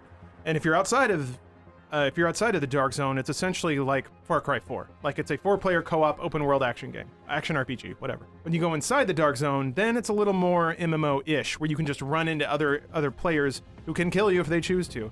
And also when you die in the Dark Zone, you drop all your loot right at your feet. Some of it drops publicly, some of it drops only for you. So if you get killed, you can go back and get some of your stuff back. Also, the Dark Zone has its own level. So to use some of the Dark Zone gear, you have to be certain Dark Zone level, which I think is just ludicrous. There's no reason there should be a separate leveling system aside from just give you another bar to fill up. There's also like contamination levels. You have to be certain levels to open treasure chests for all things. I don't know. That part is stupid, but the mechanics of the Dark Zone are pretty cool. The idea that you can roll around and get a lot of cool gear, and then that creates tension. It's kind of like getting really far in Dark Souls and wondering where your next bonfire is. So you get a lot of good gear, it's sitting in your backpack, you have to extract it via helicopters. You go and you call by shooting out a big flare, and when you do that, it alerts everybody that an extraction is coming, which, as another player, you know, oh, somebody's trying to get their gear out. And if they're doing that, they probably have some pretty good gear. So what you can do, as a player, is go and decide to ambush them, and kill them before the helicopter gets there, take their shit, and then extract it yourself. If you kill somebody, then you go rogue, and there are various levels of going rogue, but basically, the more people you kill, the higher level of rogue you get, and then it takes longer to lose your rogue status. When you do lose your rogue status, you get a bonus of experience and dark experience and all that stuff.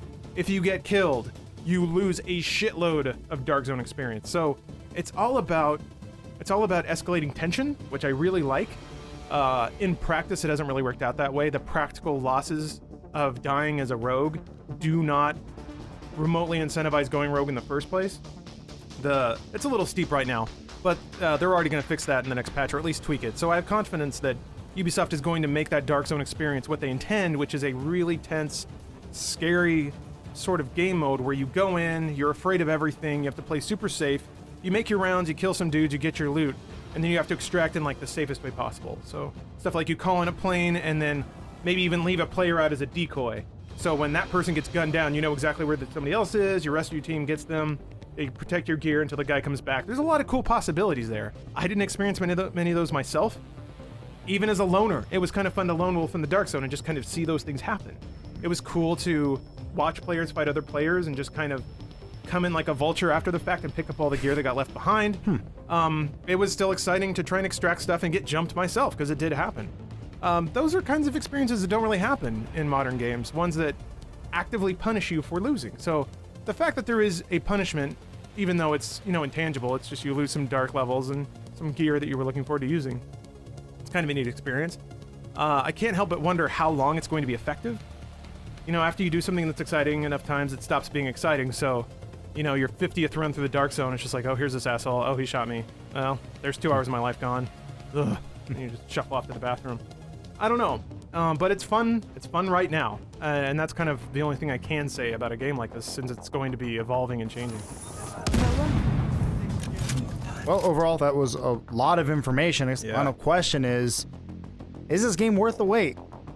The wait is hard to say, because that's essentially like, was it worth the hype or whatever? Mm-hmm. It's a fun game. I enjoyed it. Like I said, played it for 30 plus hours, and at the end of it, I feel like I had a fun game experience. I don't think it's too dissimilar, especially if you're playing it as a co-op, maybe single-player game, from any of the other open-world action games that Ubisoft puts out. Pretty similar, actually, in terms of mechanics.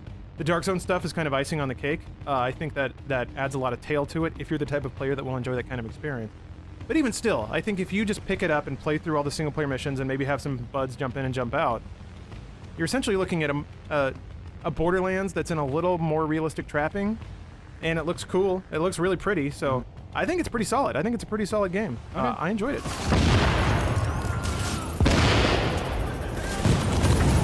Well, as always, we do not give scores here, but we do like to rate with Sam Fishers. How many Sam Fishers out of 10 do you give The Division? I'm going to say it's 15 blinky green lights. Wow. Yeah. Wow, and that's 3 lights per hat. Yeah. That's 5 Fisher heads. That's 5 Fisher heads. Wow. That is quite a score. Put that on Metacritic or whatever. Anyway, hope you guys enjoyed our in-review of The Division. You know what? I'm gonna play it. You're gonna go back? I'm gonna do what you did. I'm gonna dump some stupid amount of money into my PC so I can play the game in 4K. Shove a funnel in the back and start pouring it in. I need liquid nitrogen to make it run fast. Reduces fan noise. I want to see the snow. It's pretty snow. Oh my god. When it starts blowing around in the wind, I'm like, oh, it's affected by physics, man. All right. It's cool. Let's go to the Dark Zone. You and me. Together.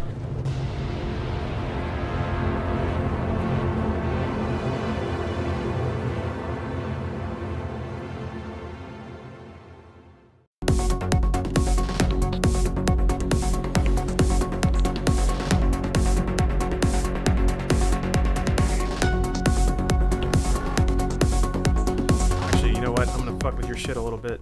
Go ahead. Oh yeah, you're still on control. I moved this to shift. That's smarter. Shift doesn't do anything other than slow down, which you never need. You never ever do it. All right. Now we're free running. Hey guys, welcome to a little show here called In Review. You may have seen this in past channels, even on the Know. We're doing it here now in Funhaus, where we look at a game. We don't actually give it a score, but we do take a look at it in review. Today I'm joined by Lawrence and Matt Peak. Hello. Hello. And we are talking about Mirror's Edge Catalyst, a game that we got to play most of. Peak, I believe you're the only one who beat it. It sounds like it. But it sounds like you guys are pretty close, though. We're doing okay. Lawrence and I each spent a good amount of time with it. Yeah. And we're going to talk about our likes and dislikes. So before we go any further, I guess we should just talk about what is the basic... Jesus Christ, hold on. God damn it. Sorry, folks. There's people yelling outside for some reason. Oh, hey, good. Oh, no, wait. I'm not going to hack that. That's mine. Oh. Yeah, I don't understand the hack screen thing. But yeah, it's just like there's elements of weird forced like social functionality in the game. Yeah. Being able to hack billboards and put your runner mark on them is one of them. And that's something that you have to change with at mirrorsedge.com, which is kind of lame, but I mean, they were obviously kind of stretching their minds for ways to make this a multiplayer/social experience. Some of them work, some of them don't. I really like the fact that you can add your own custom runs and stuff. Oh, can you? Yeah, you can make your own run courses. Oh, those. Sorry, I thought you meant like run animation. Nah. Okay. That would be cool. Well, I guess before we get into the meat and the potatoes of the game, I guess the first question I want to ask you guys is, does this live up to the original Mirror's Edge? I want to hear Matt, the always opinionated Matt Peak. I'm ready to hear. Opinionated. Well, Matt, you were a big fan of the original Mirror's Edge. I was a huge fan. I played many hours of it, and I think this totally lives up to it. In pretty much in every way, I would say it's a great game. Yeah, I mean, the best way I think I could describe it was it feels like the original game, just, with a new, shiny new coat, and it's open world-ish.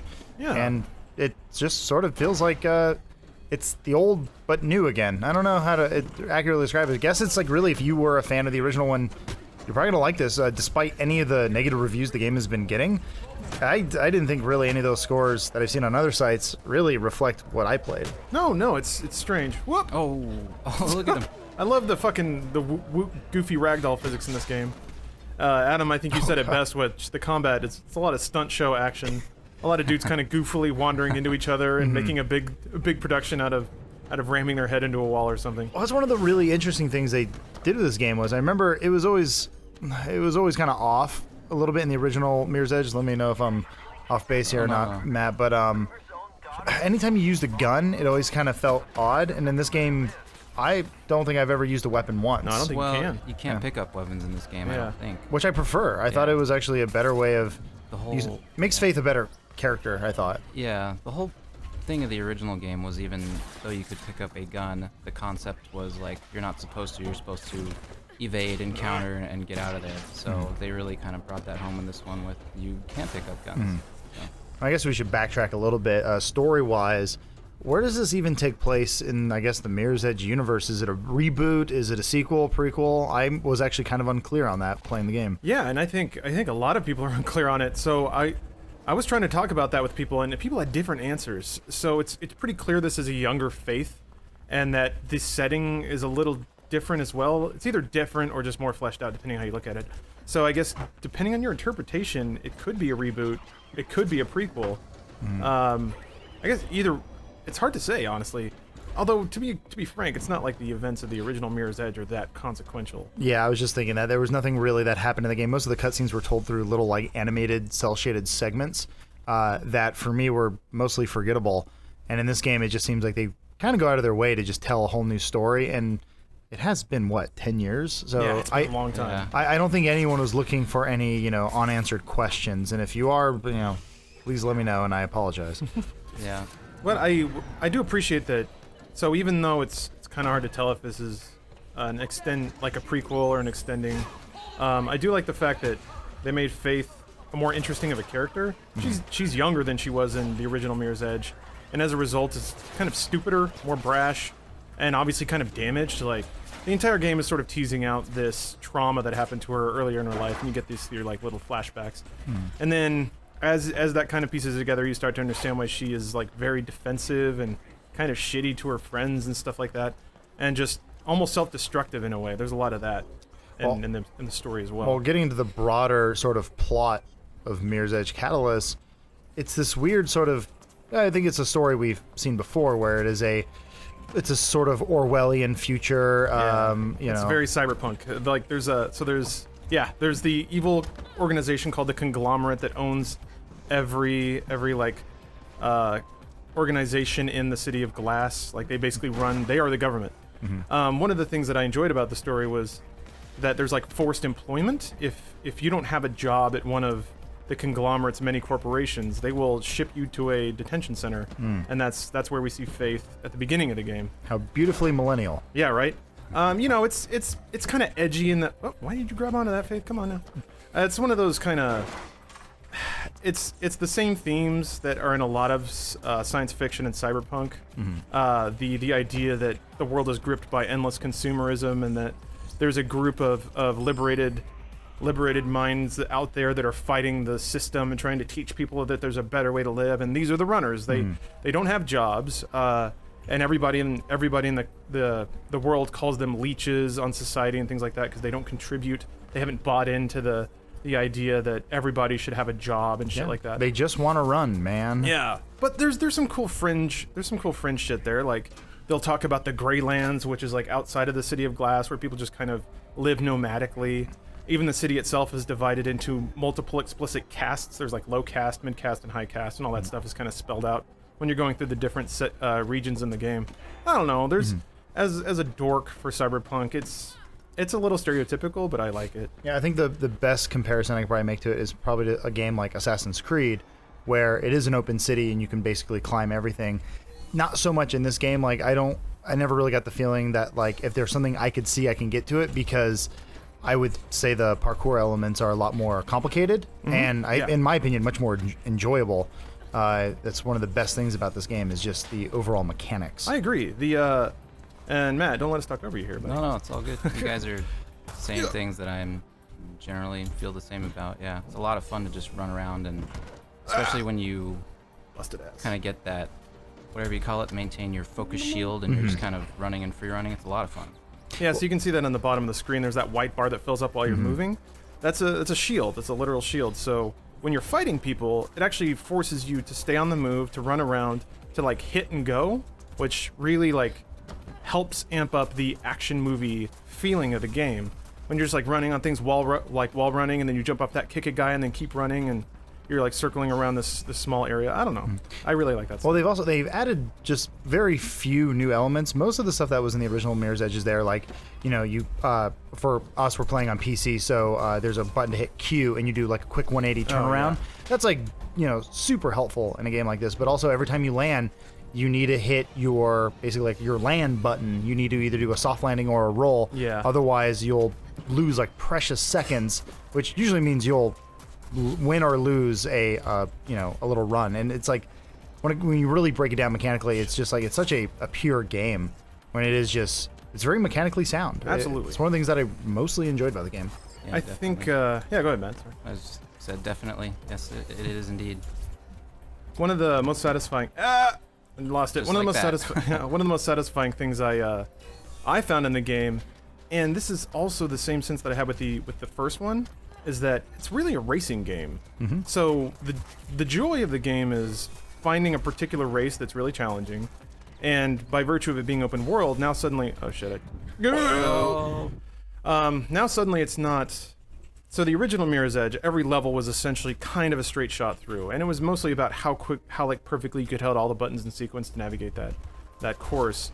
Now it's more about, it's a combination of that plus you have to find the optimum route. So if there's a race that's like, and basically every story mission's like this, it's, I need you to run over here quickly. Like, okay, but the joy is running the same track multiple times, and then experimenting with different routes through the city, and finding ways to cut a corner a little bit, finding ways to land a little better, sprinting a little better. There are parts where you literally cut a corner, where you're like, if I just wall run this part or I jump this edge, you shave a second, and that usually means you will complete, you know, you'll get top score or below that.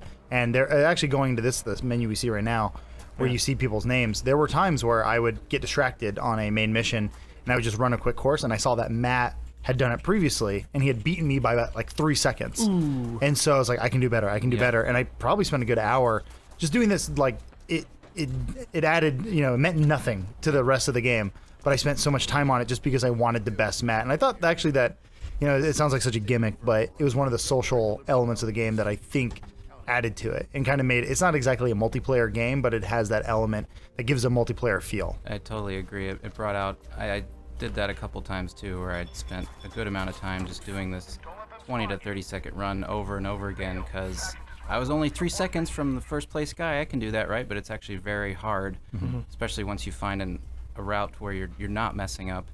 It's like, what are these, like you said, tiny little corners I could cut? Just brought out a little bit of competitiveness that wasn't there otherwise. It felt like a little bit of like an old school sort of throwback, and I guess the original Mirror's Edge was like this. Maybe I feel it more now since the game's a bit more relevant with Catalyst, but it's one of those things where you do one thing wrong, and I guess that's what you're saying, Lawrence. It's like a racing game where you could be doing everything right, and then you miss that one jump, and you're in last place. Yep. And I don't expect everyone to. Fuck. There was a poll to your left. Yeah, I missed it. I don't expect everyone to enjoy that experience, and maybe that's why some people are giving it lower reviews. I don't know. I didn't read them because I didn't want to taint my opinion. But I am of that particular temperament. I don't mind doing one challenge 10 times, because with this game, and kind of like racing games, the more you do it, you can see yourself getting better. So if you're like, one time you'll be 10 seconds away and you'll run out of time, and you'll be like, how the fuck do I ever do this? And you try it again, and you get a little bit further and a little bit faster. You're like, okay, if I do this jump this way, if I come off this jump at this angle, and then you'll start to figure all that stuff out. And that process is really enjoyable for me, and I think the controls, and oh boy, well, they're gonna see me. Or else I don't know where I'm going now. Okay. This is a kind of an interesting point to bring up too. The combat in the game is kind of interesting because once, like we said earlier, you don't have a gun, and you do have to rely on a lot of like hand-to-hand combat. But the game, kind of like the previous one, kind of discourages combat. Over there. I did that so many times. I'll get to this after I finish what you were saying. Oh, nothing. I was just saying, what do you guys think about the combat? I liked it in general. A little bit. It's a little bit different. I caught myself. It's a little bit different pace than, you know, kind of wall running and jumping and springboarding here. I get into this combat and want to keep that pace going a lot of the time, when really I'd have to slow down and do that sort of evade dodge shift a lot, which is new to this game, which is actually really nice, but kind of forced me a couple times to take a step back and slow down a little bit from all the free running. But It's funny. Overall, it's good, but it's like you said, it's a little clunky sometimes with how the NPCs react, and It looks like they're learning to walk for the first time. Yeah, they're really wobbly legged. The last thing I was gonna say, I think I didn't get too good at this, but I think your oh wow, look at that. I almost died. I think your I killed too much time and I turned around. Your focus shield can actually persist through combat. Like I did it a couple times on accident, to where I'd combo one guy and knock him out, and almost on accident, I immediately like, without even meaning to, went to another enemy and comboed him and knocked him out because my focus shield was up. But it was really hard to maintain in combat. So you can maintain that kind of momentum into the combat, but it was something I definitely didn't master. That's for sure. Yeah, just flow through everything. That's the thing that is intoxicating for me about games like this is you can fuck up real bad, and depending on how bad, you can still survive. But the perfect run is in your head, especially when it comes to combat and free running. So usually they'll place dudes in like the perfect place for you to fuck them up real good. Like a dude will run up and be like, "Hey," and he'll be right in front of a plate glass window. So obviously they intend for you to just blitz into this guy, kick him. Doesn't always work out that way. Or sometimes you botch a jump right before that guy and you just fall right on your face and then he shoots you. But still, there's that lure of the perfect cinematic run where you hit all the buttons and you flow through the entire sequence exactly correct. And that is really fun when you nail it. Just like See, that. like, they bounce off each other and lose some health. There are, like, directional attacks, so I can kick this guy. Oh, did it wrong. Yeah, they But you can kick guy into walls and he's like, ow. It's kind of goofy because it shouldn't hurt them because all they're doing is... Oh, there he goes. Perfect. But yeah, the ragdolls are not great, but I don't really care because I think it's kind of funny. They always fall like really goofy. But yeah, it's pretty obvious they reworked the combat to try and kind of like how you can navigate the open world in the way you want. They wanted to give you options on how to deal with dudes, whether it's lining them up so you can kick them into each other, or kick them into obstacles, or have obstacles you can vault off of to get hits on them and then run away. I think the game does a pretty good job of adding in new kinds of enemies as you go on to make you vary up how you attack them. It's pretty simple to start out with, and by the end you're having to do a lot of hit and run, because if you just stay there and go toe-to-toe with people, they'll just beat your ass. Yeah, I think actually even calling the game open world isn't 100% accurate. It borrows things from open world games. Like right now you can see your radar and how there is the circle of the very GTA style, like you need to get out of here sort of thing, but it's not to me like a GTA where in that sort of game you can kind of do everything, because at the end of the day this is a parkour simulator and you're just going to be running around. Like there isn't really a lot of NPCs to interact with.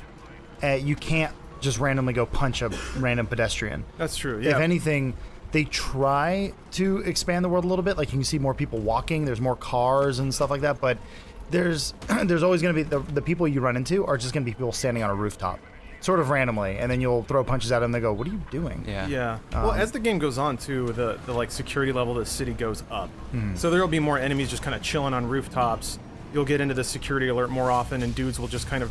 There are a lot of doors that you can't go in, and they're basically enemy doors, so dudes just kind of pop out of them. Yeah.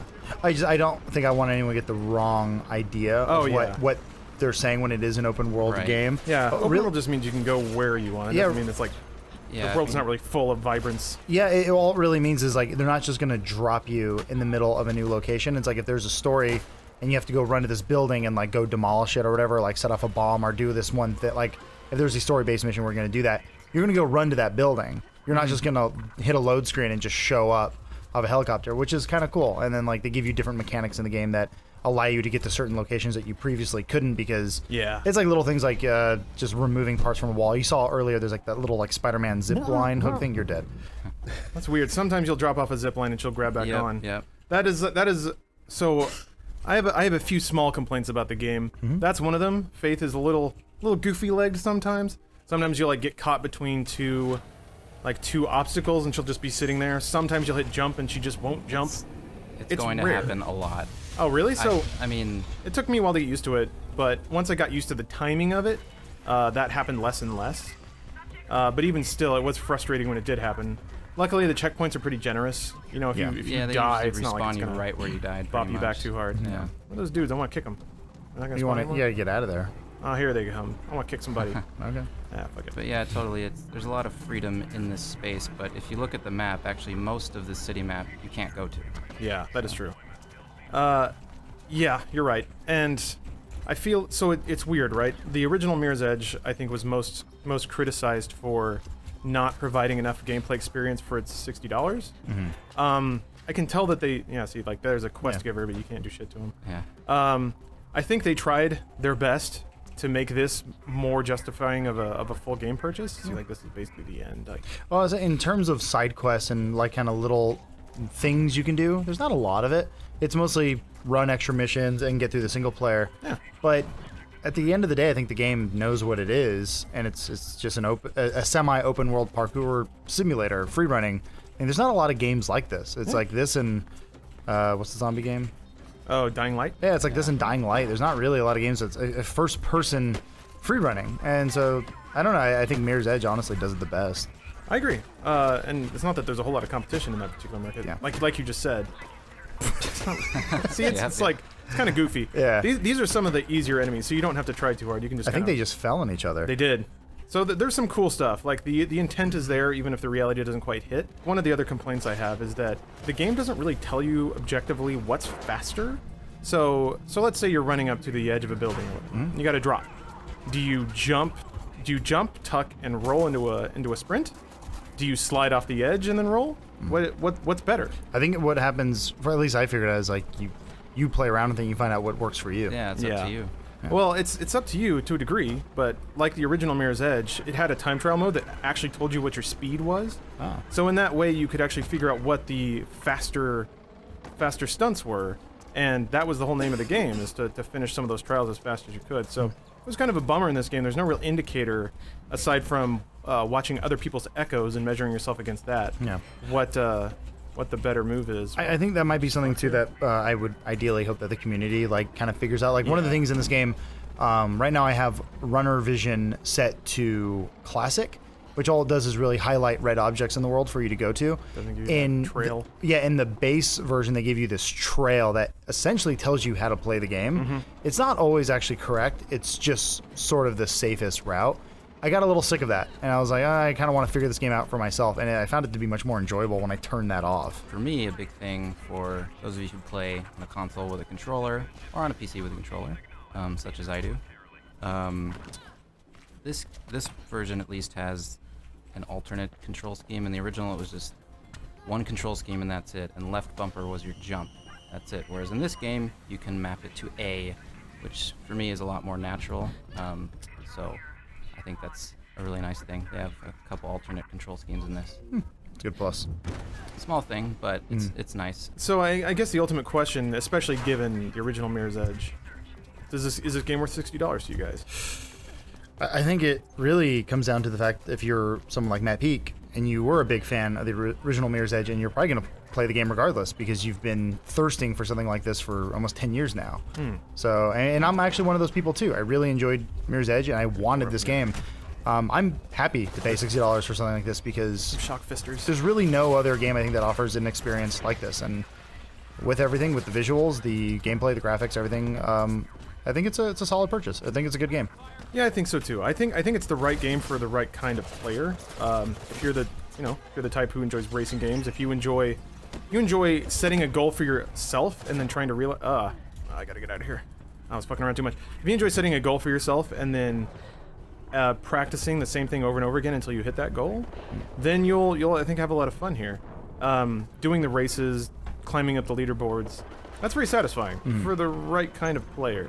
Yeah, and I want to hear Peak's thoughts, but I don't want to hog the whole thing. Also, one final thing I want to think is I hope they support the game because I doubt a sequel is going to come out anytime soon. Yeah. So I hope this is a base that EA builds upon and DICE builds upon, and then they just continue to support it and add new parts. And hopefully, I would like to see more out of this game because I think it's a very, very strong base. Yeah, it's got the user created levels, so that'll keep it going for a while.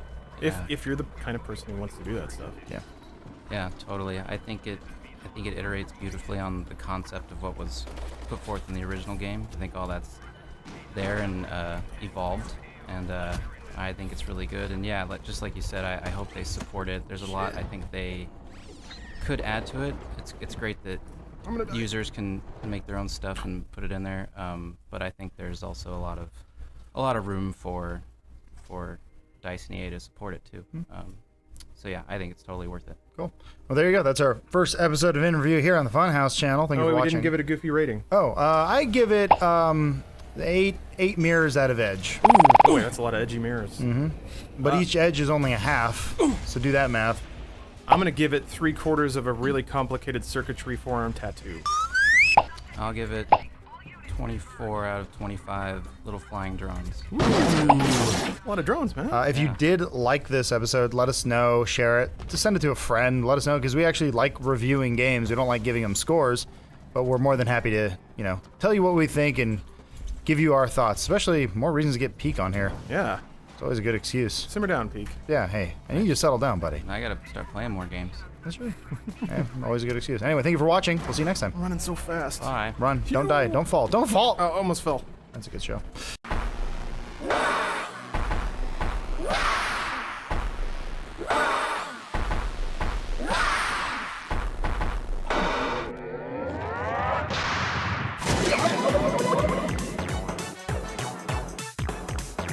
Hey, welcome to another episode of In Review. I'm joined by Omar. Hello. And Lawrence. Yeah, it's been a minute. Hey. Talking about Splatoon 2. That's right. Well, hey, first, we are going to talk about Splatoon 2, but let's lay out the philosophy of what we do here. We are not like holistic reviewers. We're just dudes who like playing video games. So, unlike most reviews, which I think will try to exhaustively examine every feature of a game or anything like that, we just play it like normal people play it and say what we think. I'm going to pull the curtain back. All game reviewers are liars. Some of them are just better at it than others, and that includes us. Are you saying that no one finishes games ever? I mean, they do, and then they brag about it and tell you about how great they are. Anyway, okay, let's talk about this paint game. Let's do it. So, Omar, real quick, I'm actually curious, what's your history with the Splatoon? Now it's a franchise. I played Splatoon 1 a little bit when it came out. Good enough for me. Yeah, I played enough of the multiplayer and single player to know what the game is about. Okay, and Lawrence, you played number 1 to completion? Like most reviewers do. I finished the single player. I didn't keep up with it though, and I think that's important because Splatoon was actually an evolving service. They added a lot of modes and maps as the game went on. So I played Turf War, which is like the main multiplayer mode, but what didn't stick around for all the stuff they added later on. Right. I mean, I had a Wii U and I didn't buy this game, so that's actually a big reason why I was curious to come on here today to talk about it, because I'm coming on as someone who am curious why this game warranted a sequel. What was so special about the first one that made people go, oh yeah, I want to do that again with that sweet squid chick?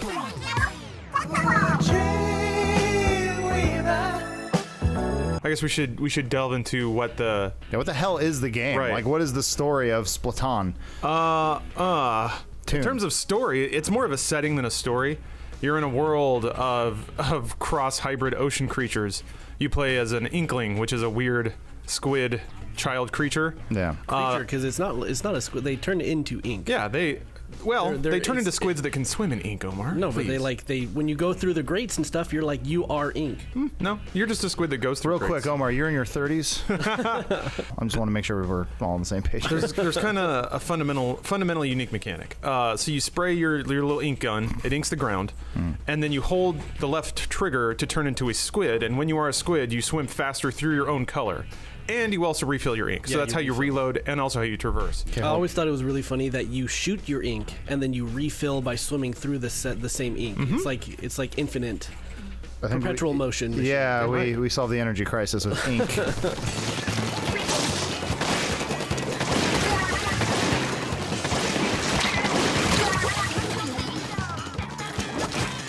Okay, yeah, I was curious about that because we are watching some footage right now, and having never played the game, I'm figuring it out, and I guess that is the main mechanic, right? Yep. Okay, so every character does that. Yes, Okay. and then the main multiplayer mode is called Turf War, which is a giant map, and you run around on it, you spray your ink everywhere, and at the end of 3 minutes, whoever has the most terrain covered in their color wins.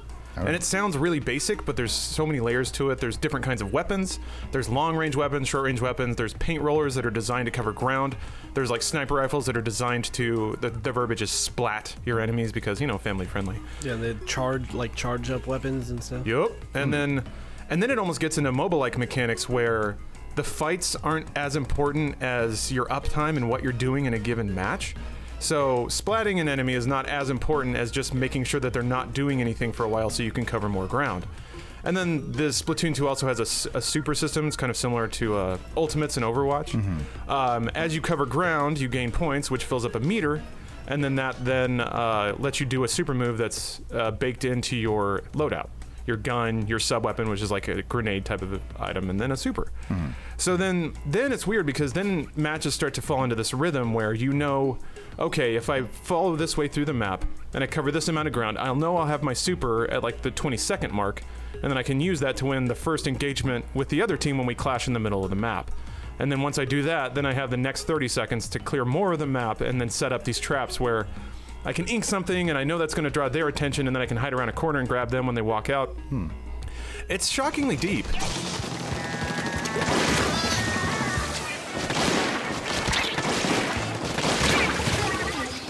Is the multiplayer the main draw of the game, or is the single player kind of worth buying? Or, you know, so I own a Switch. I'm looking for more games to play.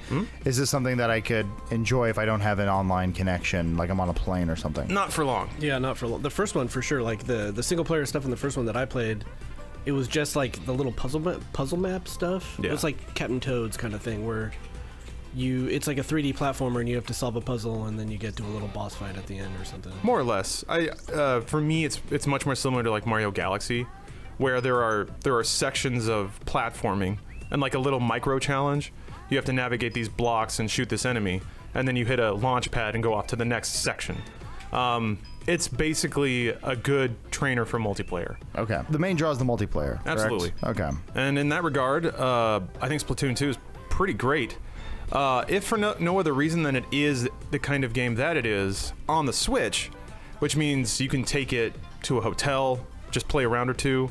The fact that, by definition, the matches are a finite amount of time makes it very portable. There's something James talks about a lot with Marvel Puzzle Quest, that you know when you're going to go into the game, you know how much you can get done with a certain amount of time. And that's very important if you're playing on the go. So if you're like waiting for your lift to arrive and it says 5 minutes, you know that's enough time to play one round, as opposed to something like Overwatch or Rainbow Six or something like that, where rounds could potentially last a very long time.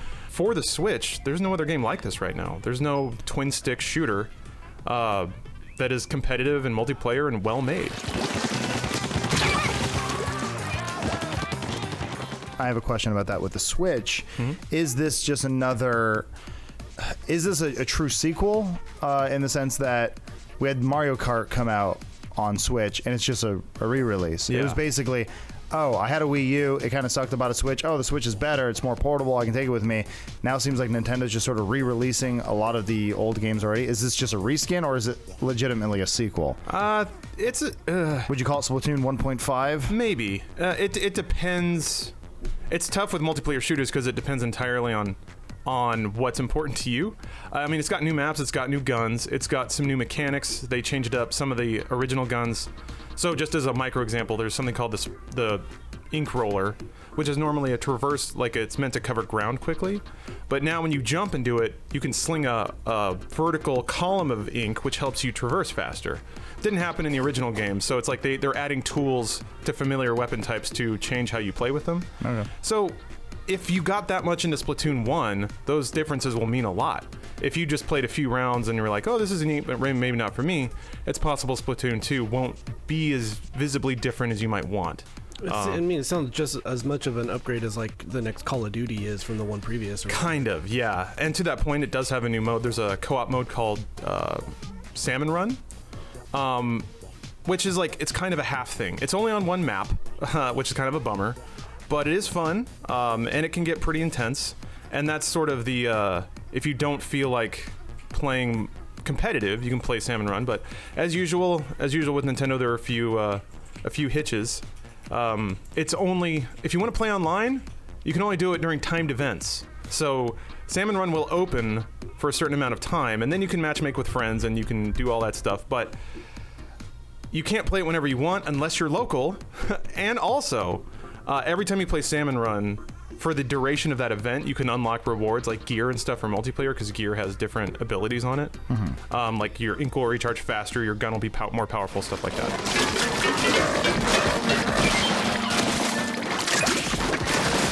was gonna ask about that. Is there an actual progression system in the game? Yes, Okay. sort of. There's leveling on both single player and multiplayer, right? No, single player doesn't really have leveling. It's got guns you can upgrade, but again, that ends up being mostly unimportant because once you beat the single player, there's not a whole lot of reason to go back, and that progression doesn't matter to multiplayer. But the multiplayer progression is important because once you hit level 10, then you can play a different game mode that's not turf war. And with Salmon Run, the gear you unlock does fundamentally improve your character's performance in multiplayer. So it's like all these well, at least with the online portion, they're interconnected systems that are just teetering on the edge of being like mobile games-ish in terms of how they want to keep you engrossed and connected. Earning Splatoon coins to upgrade your gear or change the upgrade slots in them and stuff like that. Okay. I was just curious if there's a reason for, like, what was the game aspect that's going to keep someone coming back to play as opposed to, like, let's go way back and say, like, Quake. Sure. Where you just play a map and you're done, you walk away. There's no record of your progression. It's just a thing. That's kind of what I assumed Splatoon was, but I guess we are in the year of our Lord 2017, so there are mechanics. You got a level. Yeah, there is a carrot dangling in front of my face that's going to keep me running, right? Sure. So it's really fascinating. I think the Quake comparison is pretty apt. I was musing on this last night, and it's going to take me a bit to get to my point, but I promise it'll be worth it. So, most shooters, the heat map is weird in terms of the action and intensity of what you're doing. You're running around the map, you're trying to find someone to shoot at, or you're escorting a payload, something like that, pushing a cart. I would say that most of the time it's pretty low tension, what you're doing in a shooter. You're waiting for the moment when your skill can really express itself. Whereas in Splatoon, what you're doing all the time is the most important thing. You're always covering ground, or at least you should be. So even when you miss, you're helping. Exactly. And even when no one's around, you're still thinking about what you need to be doing, where you need to be going, what the other team is doing, and what you need to do to be the most effective. So it's on a second-to-second basis. Matches in Splatoon are quite a bit more intense than other shooters I've played because you're always active. On that regard, I think Quake is a pretty interesting point of comparison because Quake felt that way. It was so fast that there was very little downtime when you were playing. So I think, for me at least, the motivation to keep playing is that a 3-minute match of Splatoon is so intense that I can't play it sitting back on a couch. I get pretty into it. I lean forward, I'm shouting, which is actually pretty fun to shout at cartoons, basically.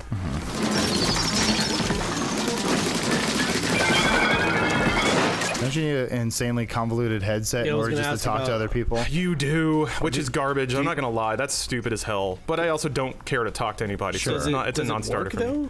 I didn't even try it, to be frank. I'm not going to. I have no reason. It's weird because as dumb as that is, there's no reason to communicate over voice with anyone in Splatoon unless you want to go esports with it. And if you want to, then it doesn't. With buddies and stuff.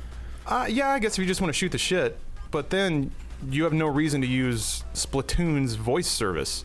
You can use any number of ways to talk with other human beings that already exist. Just for those who don't know, the way in order to use their service involves using your phone, right? Yep. Which already has Discord abilities or a phone ability. Does the app also do like matchmaking stuff though? So that's really? weird. Yes, that's how you matchmake. Sort of. If you just want to connect up with your friends, just join a game that your friend is in. You can do that through the game. It's pretty simple. But if you want to like form a private match with select people, that is done through the app. So you go into the game, you have to like hook up the app to your Nintendo account by downloading onto your phone. Go into the game, say create a room. It'll put a notification on your phone, and then through your phone you send invites to other people. And then they get that notification on their phone, they accept it, and then their game will launch into that room. Yeah, it's really weird. You gotta wonder what someone was thinking would be the benefit of doing this. Cost reduction, I think. It's like how. I mean, they still have to do the work. They're just doing it on a separate platform. It seems very odd that the Xbox 360 came out however many dozens of years ago, and we're nailed still. It, yeah. I mean, like this is something that. Inviting someone to a private game doesn't. Anyway, whatever. There had to have been some kind of benefit they were seeing that we don't see, right? Maybe it's a way to just keep it to adults, so that pervy. I guess Nintendo has a real issue with pervy stalkers on their platform. I don't know if it's so much that. I blame Japan. I was trying to puzzle this out. All I can figure is that for me, not giving a shit about team chat. Not giving a shit about communicating or interacting with any human being aside from playing a video game with them. Splatoon 2 is actually a pretty sublime experience. because you can't talk to me, even if you wanted to. So I'm not saying that it's a positive, because it is kind of stupid. But in terms of how I want to play with the game, which is I want to pick it up, play a few rounds, put it down, and go on with my day. Sure. There's zero complication. You don't want hit a button, get into the game. You don't want a 14-year-old telling you, like, Laura, what's your problem? Why aren't you covering top level? Say top level. You're going to be like, okay. Exactly. From the footage that we've looked at in the game, like, I'm actually kind of interested in checking it out now. It seems fun. It does, yeah, especially if the mechanics are fairly simple, and like it looks like it has just enough of a competitive edge that I will stay interested in it, but not so much that I'm going to go crazy try hard with it with something like Overwatch or Battlefield or something like that. I think you might be surprised how it grabs you. It's got that second-to-second feel. Like, it's colorful, it's nice to look at, and it just feels good to cover the world in your color. It's a weird sensation, just but cover the world in your goo. That's what I tell elementary schools when I do speaking engagements.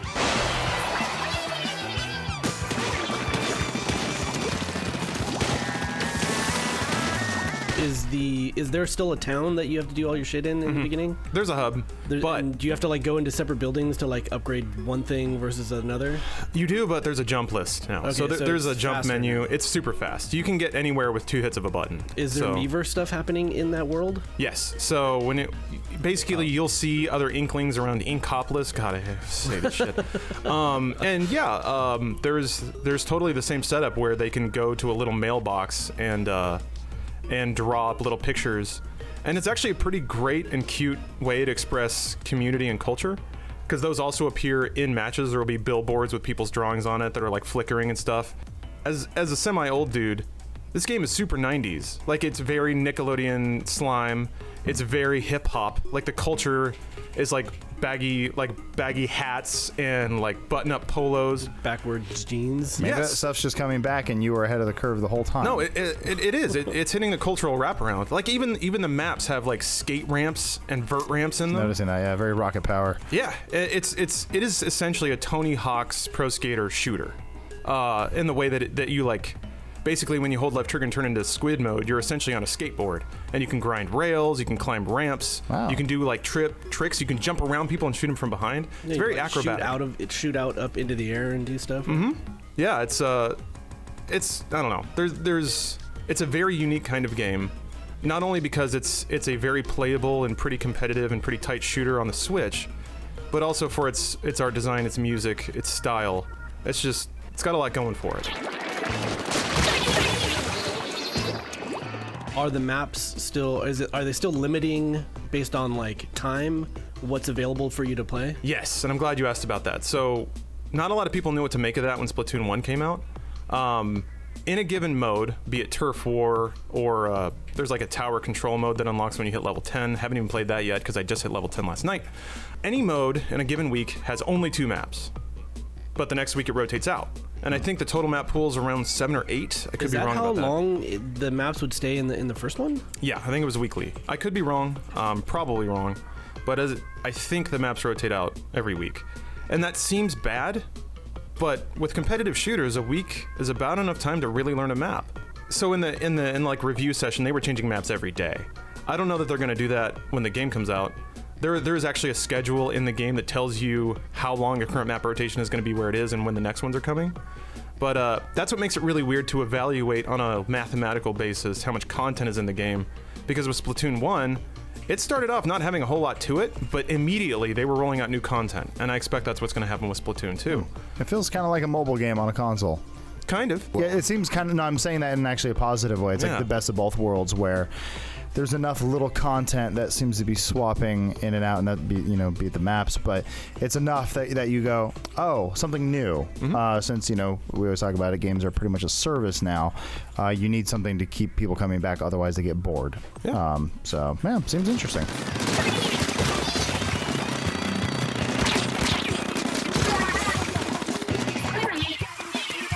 And then one final note on the controls. I was going to ask about motion controls. Yeah. So with the Wii U, it was really funky. Essentially, you had to tilt the entire tablet to aim up and down, and then move left and right with the stick. I kind of got what they were going for, but it didn't feel right for a long time. You can turn it off in this game, and you could turn it off in the other one. You could, but I was going to ask you specifically if you had been playing with that, and like how in Zelda Breath of the Wild, when you're playing, like you're shooting arrows and stuff, the motion controls actually make it a lot better. Yes. And like normally, it's basically aim down sights, right? Yeah, normally I would be like, I'm never gonna touch this stuff. This is the worst idea in the world, and just turn it all off. But that little fine tuning that you could do with like moving the tablet around in 3D space actually helped a lot in that game. I was wondering if this game has a similar feel. I'm glad you brought up Zelda because that's exactly how it works. It's a very similar feel, and I'm glad that Zelda came out first because hopefully it sort of introduced people to how that sort of aiming can work. If you're playing with Joy-Cons, the right Joy-Con has the motion control. So essentially that's what you wave around to get fine control. The Pro controller has motion controls too. Yeah. So I ended up using that a lot, and then just tilting it left and right and up and down gives you that fine control. And it feels almost as precise as a mouse, which is wild. I never expected that, and I think that's another ingredient of why I enjoyed my time with Splatoon 2 so much. Whenever I play console shooters, there's always a moment of frustration where I can't turn fast enough to hit somebody, and they kill me, not because they had better aim, but because they were just positioned in a certain way. That doesn't really happen with Splatoon 2, unless it's an active moment of positioning. So if you like swim behind somebody or jump over them and behind them, you can get a jump on them and get a few hits on them. But you can swivel around real fast in this game, and you can aim up and down real fast, which just makes it feel better. And I really appreciated that. And to think that there's a game that controls that well and is also mobile and is also just genuinely fun to play and a fun shooter, it's a pretty cool combination of all factors.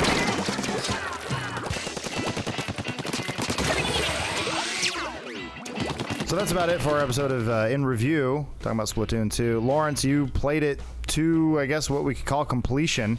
Well, I finished the single player. I got to level 10 in multi. I played Sim. I mean, I tried to get as much experience in it as I could, but that's the weird thing about Splatoon. It's going to keep changing, so to draw the line right now in terms of its content is really hard to do. Sounds like it's a game that's unreviewable, if you ask me. It's kind of perfect for this weird-ass show. Well, as a father with no kids, I just have to say this seems like a game that seems like it would be pretty fun for people with not a lot of time. But I want to hear you. What do you give it? What's its final score? Oh man, I'm gonna give it 3.5 aggro crags. Nice. Out of, I don't know. Not out of 4. That's out fine. Of a Kellen Keenan or whatever. That's good. There you go. I never had cable as a kid. I'm repeating whatever I hear James say on a daily basis. Okay, just so you know, Good Burger was a movie and not it was more of a skit. Yeah, it wasn't really like its own show. Oh. People often get that confused. I didn't know that. Thanks for watching, everyone. Always educational. Hey everyone, welcome to In Review. We're dusting it off for a dusty game, Red Dead 2. Adam and Alana got to play the game. I didn't, but I did get to hear them like bubbling up about it, so I'm really excited to hear them talk about it. Yeah, we had a long... How collectively we didn't beat it. No. I can tell you that. We probably put in, like, collectively, like 60 hours or so. Something like that. Yeah. We've had it for about 6 days. Yep. Playing it almost nonstop. And just for reference, if you go back in time and watch this video when we were talking about it for our thoughts and feelings, nowhere close to the end. Story-wise, only about 35% of the way through. Yeah, we're both 35% through. Yeah. One thing that I really keep thinking about it is that I don't necessarily think everyone's going to love it. I do, but the start is quite slow. It's about 10 hours of tutorial at the very beginning, but it's a lot of story, and so much of this game is about learning about the characters and the way they interact with each other and their relationships with each other and why Arthur likes someone and doesn't like someone else and their history. So you need to listen to the cutscenes and pay attention, and the performances are incredible. The writing is really, really, really good, but I don't think it's necessarily going to be for everyone. Stick 'em up, cowboy. Hey, real funny, Dutch. Oh, I thought so. I can commend Rockstar on one side in saying, you made the game you wanted to make. It is, first and foremost, a single-player game. It is chock full of single-player things to do. If this is the sort of game that, or if you're the type of person where you're still playing Witcher 3, you know, you're still finding new things to do in Skyrim, those type of things where it's like you can just get lost in a world and that is your world for the next 4 years.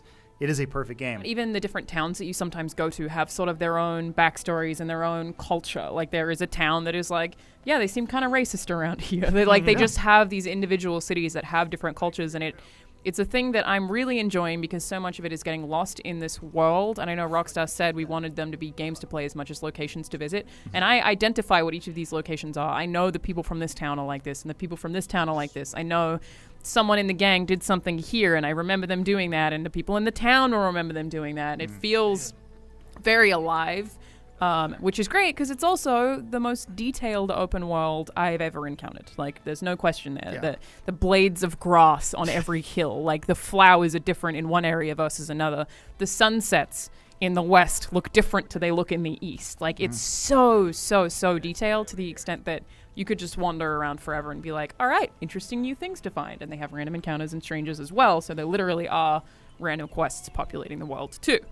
I think that's sort of the rewarding part of it. It is like sitting there, to get up on a high horse, so to speak. It's like being a film student going, when you watch this thing closely, you can see all the details and you can see the story. And when you allow yourself to sort of sit there and just have yourself be taken in by this entire world, it feels like a very rewarding experience. And I can't say that about a lot of games. I keep thinking that getting all of those gang members, like getting me to know all their names and like and dislike some of them and empathize or disagree with Arthur's position on some of them would have been so hard to write. Like, I really do think this is a very, very well-written video game considering the scope of it, because there's a lot of people and a lot of people with different attitudes, and they're all distinct. None of them feel like stereotypes. Like, sometimes Arthur kind of comes off as a cartoonish... He's a bit of a dick. He's kind of a dumbass. It's an interesting thing, too, because it is Red Dead Redemption 2, but you're getting the backstory of all these characters. Arthur is not a character that shows up in Red Dead Redemption 1, so I'm playing through because I'm like, I want to kind of know what his story is. But it is a game, too, that, like, as I'm playing it now, I'm still guessing. There's moments where I'm like, are they going to do a character switch? Are they just going to swap me? There's a good chunk of the map that hasn't been opened up yet. You know how they said the entire first game is in there? That part's not opened up to me yet. But it is huge as well, so... Yeah. So I am like fully sold on the story and will say with a fair amount of confidence that I think it is one of the best video game stories ever written. I haven't finished it, obviously, so I can't, but like I am very attached to all of them. I care about all of them. I want to know what's happening to all of them. I feel like Dutch is almost more the protagonist than Arthur. You're just kind of helping him. Yeah. But it's like I'm very invested in this world, and that's the reason that I very, very much like this game. The combat is fine. I don't think that the combat is 10 out of 10 good. I think it's all right. It feels like a lot of hiding in cover and shooting. I try to be more aggressive to try to have fun with it. Deadeye's still so satisfying if you line up a bunch of headshots, though. Yeah, I remember them talking about how they're like, we completely redid Deadeye from the ground up. It feels more or less the same, which is to say it works and it's good. Yeah. I think Alana and I are around the same area, but I got to this area where you have to clear a house out. And it was the first time where I said, I'm going to clear this out in first person. It made sense in a tight corridor, and there was a really cool moment where I was going around a corner and there was like a broken out piece of a wall. The architecture and all this in the games, like in the closed environments, is really well done. Yeah. And I could see a bad guy's head poking out a little bit. And because I was in first person, I could just play it like first person shooter and blew his brains out with a shotgun. It was like super satisfying. Yeah.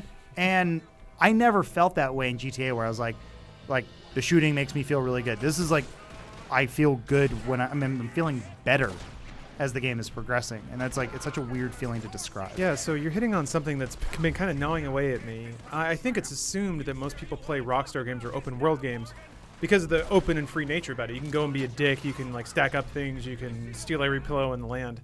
But everything that you guys are saying is that the value of this game is in the quality of the writing and the crafting of the world, which is a little bit different than I think most people perceive either Red Dead or GTA for. So would you guys say that the value... You touched on the gameplay a little bit. I love the story in GTA 5, though, too. I love the writing in that game as well. Every Rockstar game that they've put out recently, they've been really good at a few things here and there. GTA obviously always being the culmination of all that. Red Dead, I feel like, is everything is good. Like when I say like the combat isn't extraordinary, but it's good. I agree. Yeah, graphically, okay. It's the best game they've made. Writing, Absolutely. It's the best. The voice acting, motion capture, the sound, dude. The score is gorgeous. Yeah, they are executing, I feel like, on what they set out to do. It would probably control better with mouse and keyboard. I'll see that in 2 to 3 years, hopefully. Let's hope, yeah. One day. And one thing that I definitely want to mention in this video is that last night, unintentionally, because you can do missions in any order that you want to, I had the exact same mission structure 3 times in a row from the way I had selected missions, which was steal something, basically kill people, steal their thing, ride off with it, which was like a horse and cart situation. The worst offender of this thing that I'm about to talk about is, I would say, Metal Gear Solid 5 Phantom Pain, where there's this force repetition of constantly having to get onto a helicopter when you were done with a mission. Yeah. And then you'd go do a thing, and then you'd get off the helicopter, and then you get back on the helicopter. Red Dead sort of has that with the horses, but sometimes it will just fast travel you, which I appreciate. But I feel like there's a lot of times where, like, you need to go here.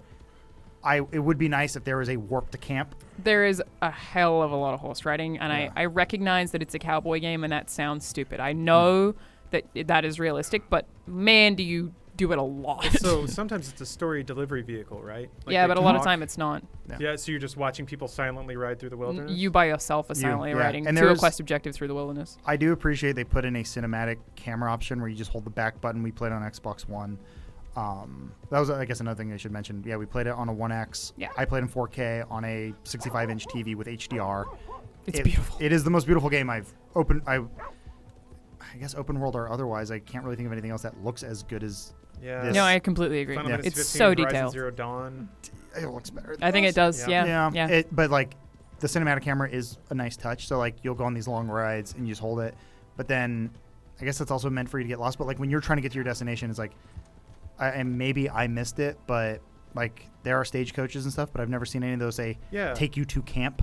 So Red Dead 1 had, like, the fast travel was the train system, right? You go to a major town. You and can then still go do to- that. You can do that. You can go between towns, but your gang is always in a camp that's outside of town because you're sort of these low lifes who are operating within the communities, which is a really well done feature, I will say. Absolutely. The way the story interacts with the town. And how you learn about those towns and then different dumb issues. Just it's poetic. What would you guys say? And this is so tough because it's up to the individual, of course, to decide. But how would you say the ratios are between like free roam, being in a story mission where you might be a little more directed, and like time spent doing alternate activities if you want?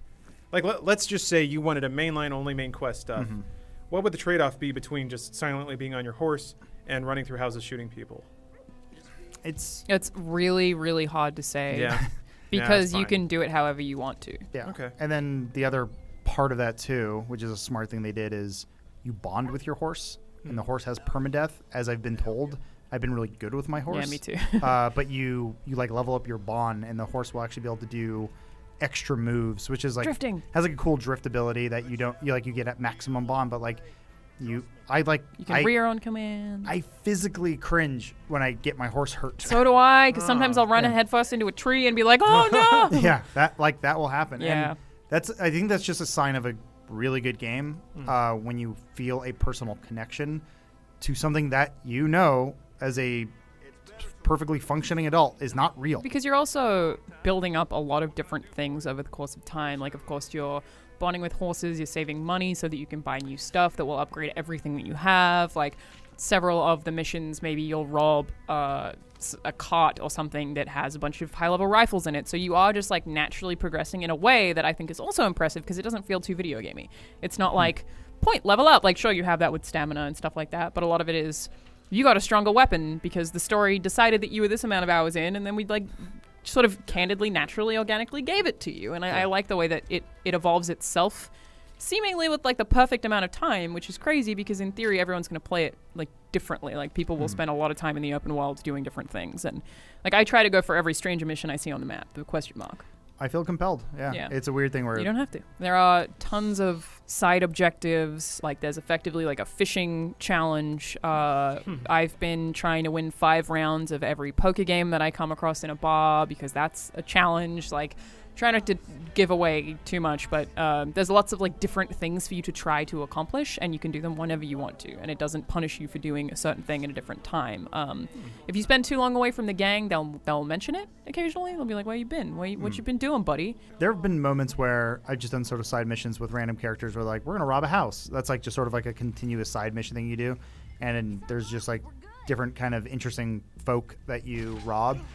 I was just taking my time while they were distracting. They never died. They were fine. I think I know the one you're talking about. Yeah, it's not a sort of thing where, like, they need baby bumpers and, like, they're gonna die if you don't protect them. Yeah. It never. They're all just as smart as you are. Yeah, the game never feels escorty in any way. Where they're like, you must keep them alive. It actually. Well, it tells you to, but I don't think they're ever going to die. They will kill people. They will loot people. Like, they will loot dead bodies if you don't. Like, That's cool. Yeah, the AI is really smart. Those characters genuinely feel like characters. I think we're fine. Come on, I'll lead the way. Let's go. Like, you can go on a night trip to go hunting with someone else in the gang, and be like, all right, we should probably stop to sleep at some point to make sure we do that. And hunting's a big thing that I try to do pretty often, which is probably why all of my meters are positive, is that every time I'm returning back to camp, I hunt first. So literally every time I go back, I'm like, all right, I'm going to find a deer or whatever, and I'm going to put an arrow through it. And that system, you can do it whenever you want to, but it depends on their legendary animals. So it's like more difficult depending on where you are in the world and what animal you're hunting. But I will generally like kill a deer, find it, sneak up on it, and there's a little scent meter with this sort of eagle vision type thing that you have. I think they specifically call it eagle vision. Is it? Or bald eagle vision. American eagle vision. But it is something like that. It is something that you would see in other games where you just click on 2 sticks and you can follow a scent, which is a really cool sort of thing. Because you can't smell it. Does that never get to where it feels routine, just like you're putting coins in a laundry machine or something? Where it's just like, I got to keep these meters up, or I got to have Arthur go to sleep. You don't have to. You don't have to. No, and because I enjoy it, like it's a really easy thing to do, to just like some things like rabbits, it'll auto aim and you can shoot them and they're just dead. You know, I just make sure that I attach something to my horse when I'm on my way back that I can then give to the camp so I can get more food so that I'm good to go next time I go out and that they're all fed. Yeah. So it definitely doesn't feel routine. My experience last night, I do have capture of it so you can show some of it here, but I was hunting a buck just after I had finished a mission. I was up in the hills, hadn't seen a buck yet, so I hunted him. Obviously it takes more than one arrow, but I was hunting him. By the time he bled out and died, he was in the middle of a river. Oh. And you can't skin or pick it up because it's too heavy. So I had to like mash my body against his and push him to the edge in the shoreline until I could skin him in the water. Which was like... Could you have lassoed him and pulled him? Fuck, I didn't think Probably. about that. Yeah, didn't really think about that.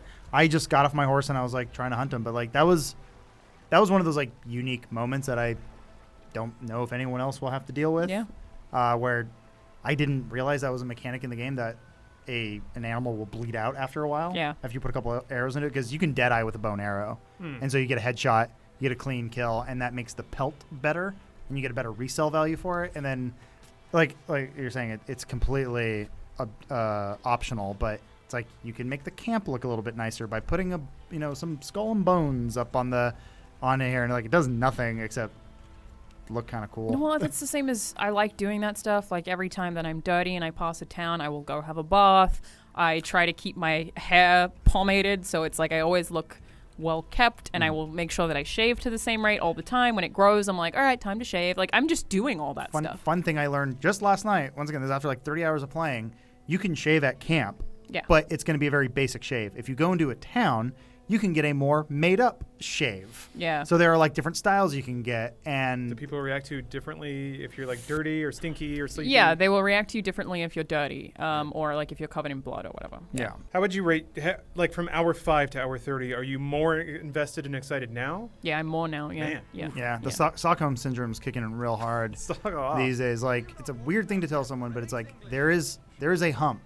I feel like, and when you get over it, you are all bought in. And you think the hump is mostly pacing? Like people have to get used to a slower paced game that's not all explosions and tits. It's just like sit back, relax, let the character details, embrace it all.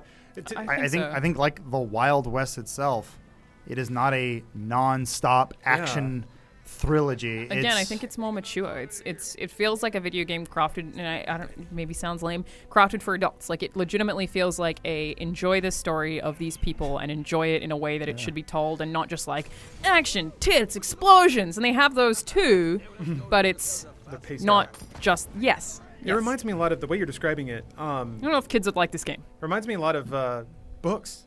Like books, movies, and long-form TV shows can dash against this, but books have the ability to tell a story over multiple years involving many complicated characters because they have the length to do it. And it sounds like this is getting there, where each character in each town have all that in the game because they have the runtime to actually expose you to all that information. Yeah, you're probably right. Well, I think it's laid a whole lot out. I think we can hit some highs and lows.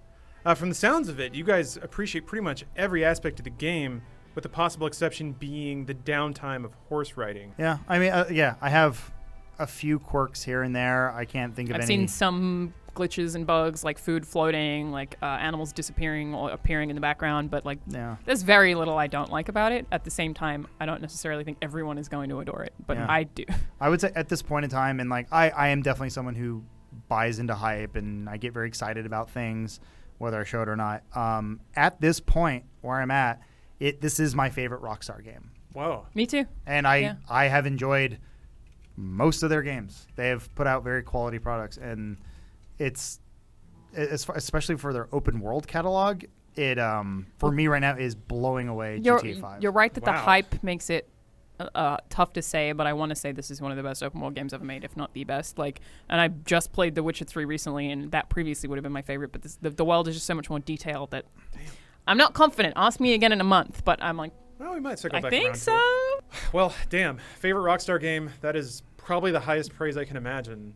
And if you guys say that that's warranted, then I believe you. That man. If anyone has any questions, feel free to tweet at us, and I'll try and answer as many as I can. Yeah, or just play the game for yourself and formulate your own opinion. And I guess if you have any major gripes or any problems with what we said, you're always welcome to hit us up. Yeah, we'll take it.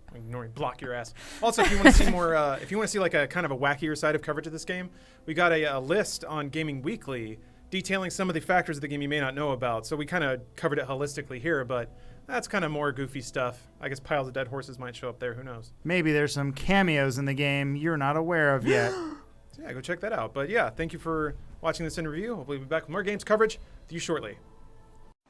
The end of times are upon us. Of course, I am talking about Doom Eternal, a video game. Hello, I'm Adam Kovic, and I spent over 23 hours playing video games so that you didn't have to. Was Disney's Doom Eternals worth the wait, or should you just go back to playing Skyrim on your Nokia N-Gage, because Bethesda owns everything? Stick around, and I'll tell you.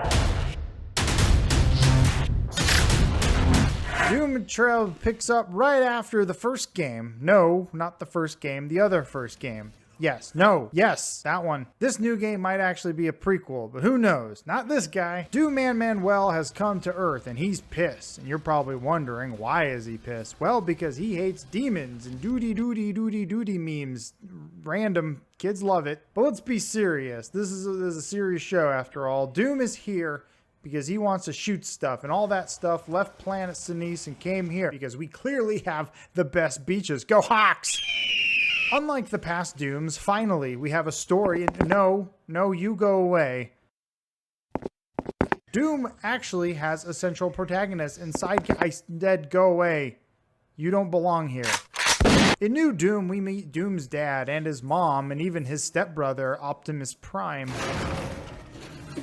The Doom story takes you everywhere, except for hell, because Earth is already that, and that is the commentary id Softworks wants to leave you with. It's deep. Yeah, you've done it, kid. You did it. We're so proud of you. We're going to get awards. Wow. So wow.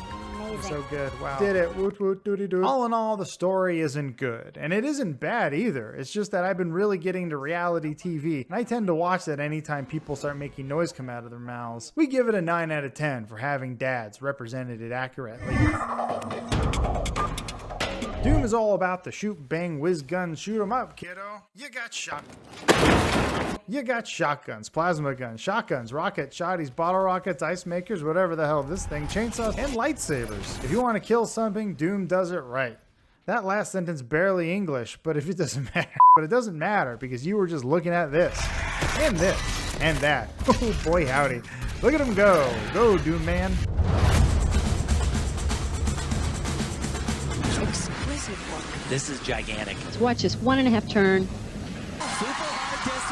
Just because Tokyo got fucking canned this year doesn't mean we can't get our gymnasty on. Oh, hell no. If you didn't cry when Carrie Strug broke her leg winning the gold, then you're not American. And even if you're not American, you should be rooting for America. It's the American way. Go Hawks! Doom Maker sent me this special controller to play the new Doom because they added about 25 new buttons because, hey, why not? Remember when shooters used to be simple? Yeah, me neither. More buttons, please. Yes, more. Just dump them in there. Who cares? Just like past games that I've played, you have like 10,000 upgrades to choose from this giant wheel that hurts my head the more I look at it. When you find the Black Knight, who is now blue, he will give you a Mario coin. You can use the coins to open doors or buy new exhaust ports from all sorts of colors. I like the yellow ones best because they prove I am not colorblind. As you gymkata around the 62 levels, you'll find crystals, which are good for healing. No, not in the game. I'm talking about real life. Yes, I, Adam Kovic, am going on record and saying that rocks you find on the ground, throw into a tumbler for 25 minutes and sell to single mothers others have actual real-life healing properties. And yes, don't at me, whatever that means. In closing, Doom Guy runs like 75 miles per hour, and the metric system can suck my ass. If a ponytail and Megadeth t-shirt had a face, it would be Doom. For too long, the loner rocker male stereotype has gone unrepresented in video games. And finally, their time is here. It has arrived. And what a time that is. But not for me, no. I was hoping that the series would ditch its heavy metal roots and go to someone more contemporary. Switch to someone more contemporary. Someone more contemporary, like famed Italian techno artist Gigi D'Agostino, to round out the soundtrack. Unfortunately, he died, or at least I was tricked into thinking he was. Please stop messing with my computer, Brad. Brad is my stepbrother, and he likes to change the CSS on my Chrome browser. I hate Brad. Fuck you. 3 out of 10.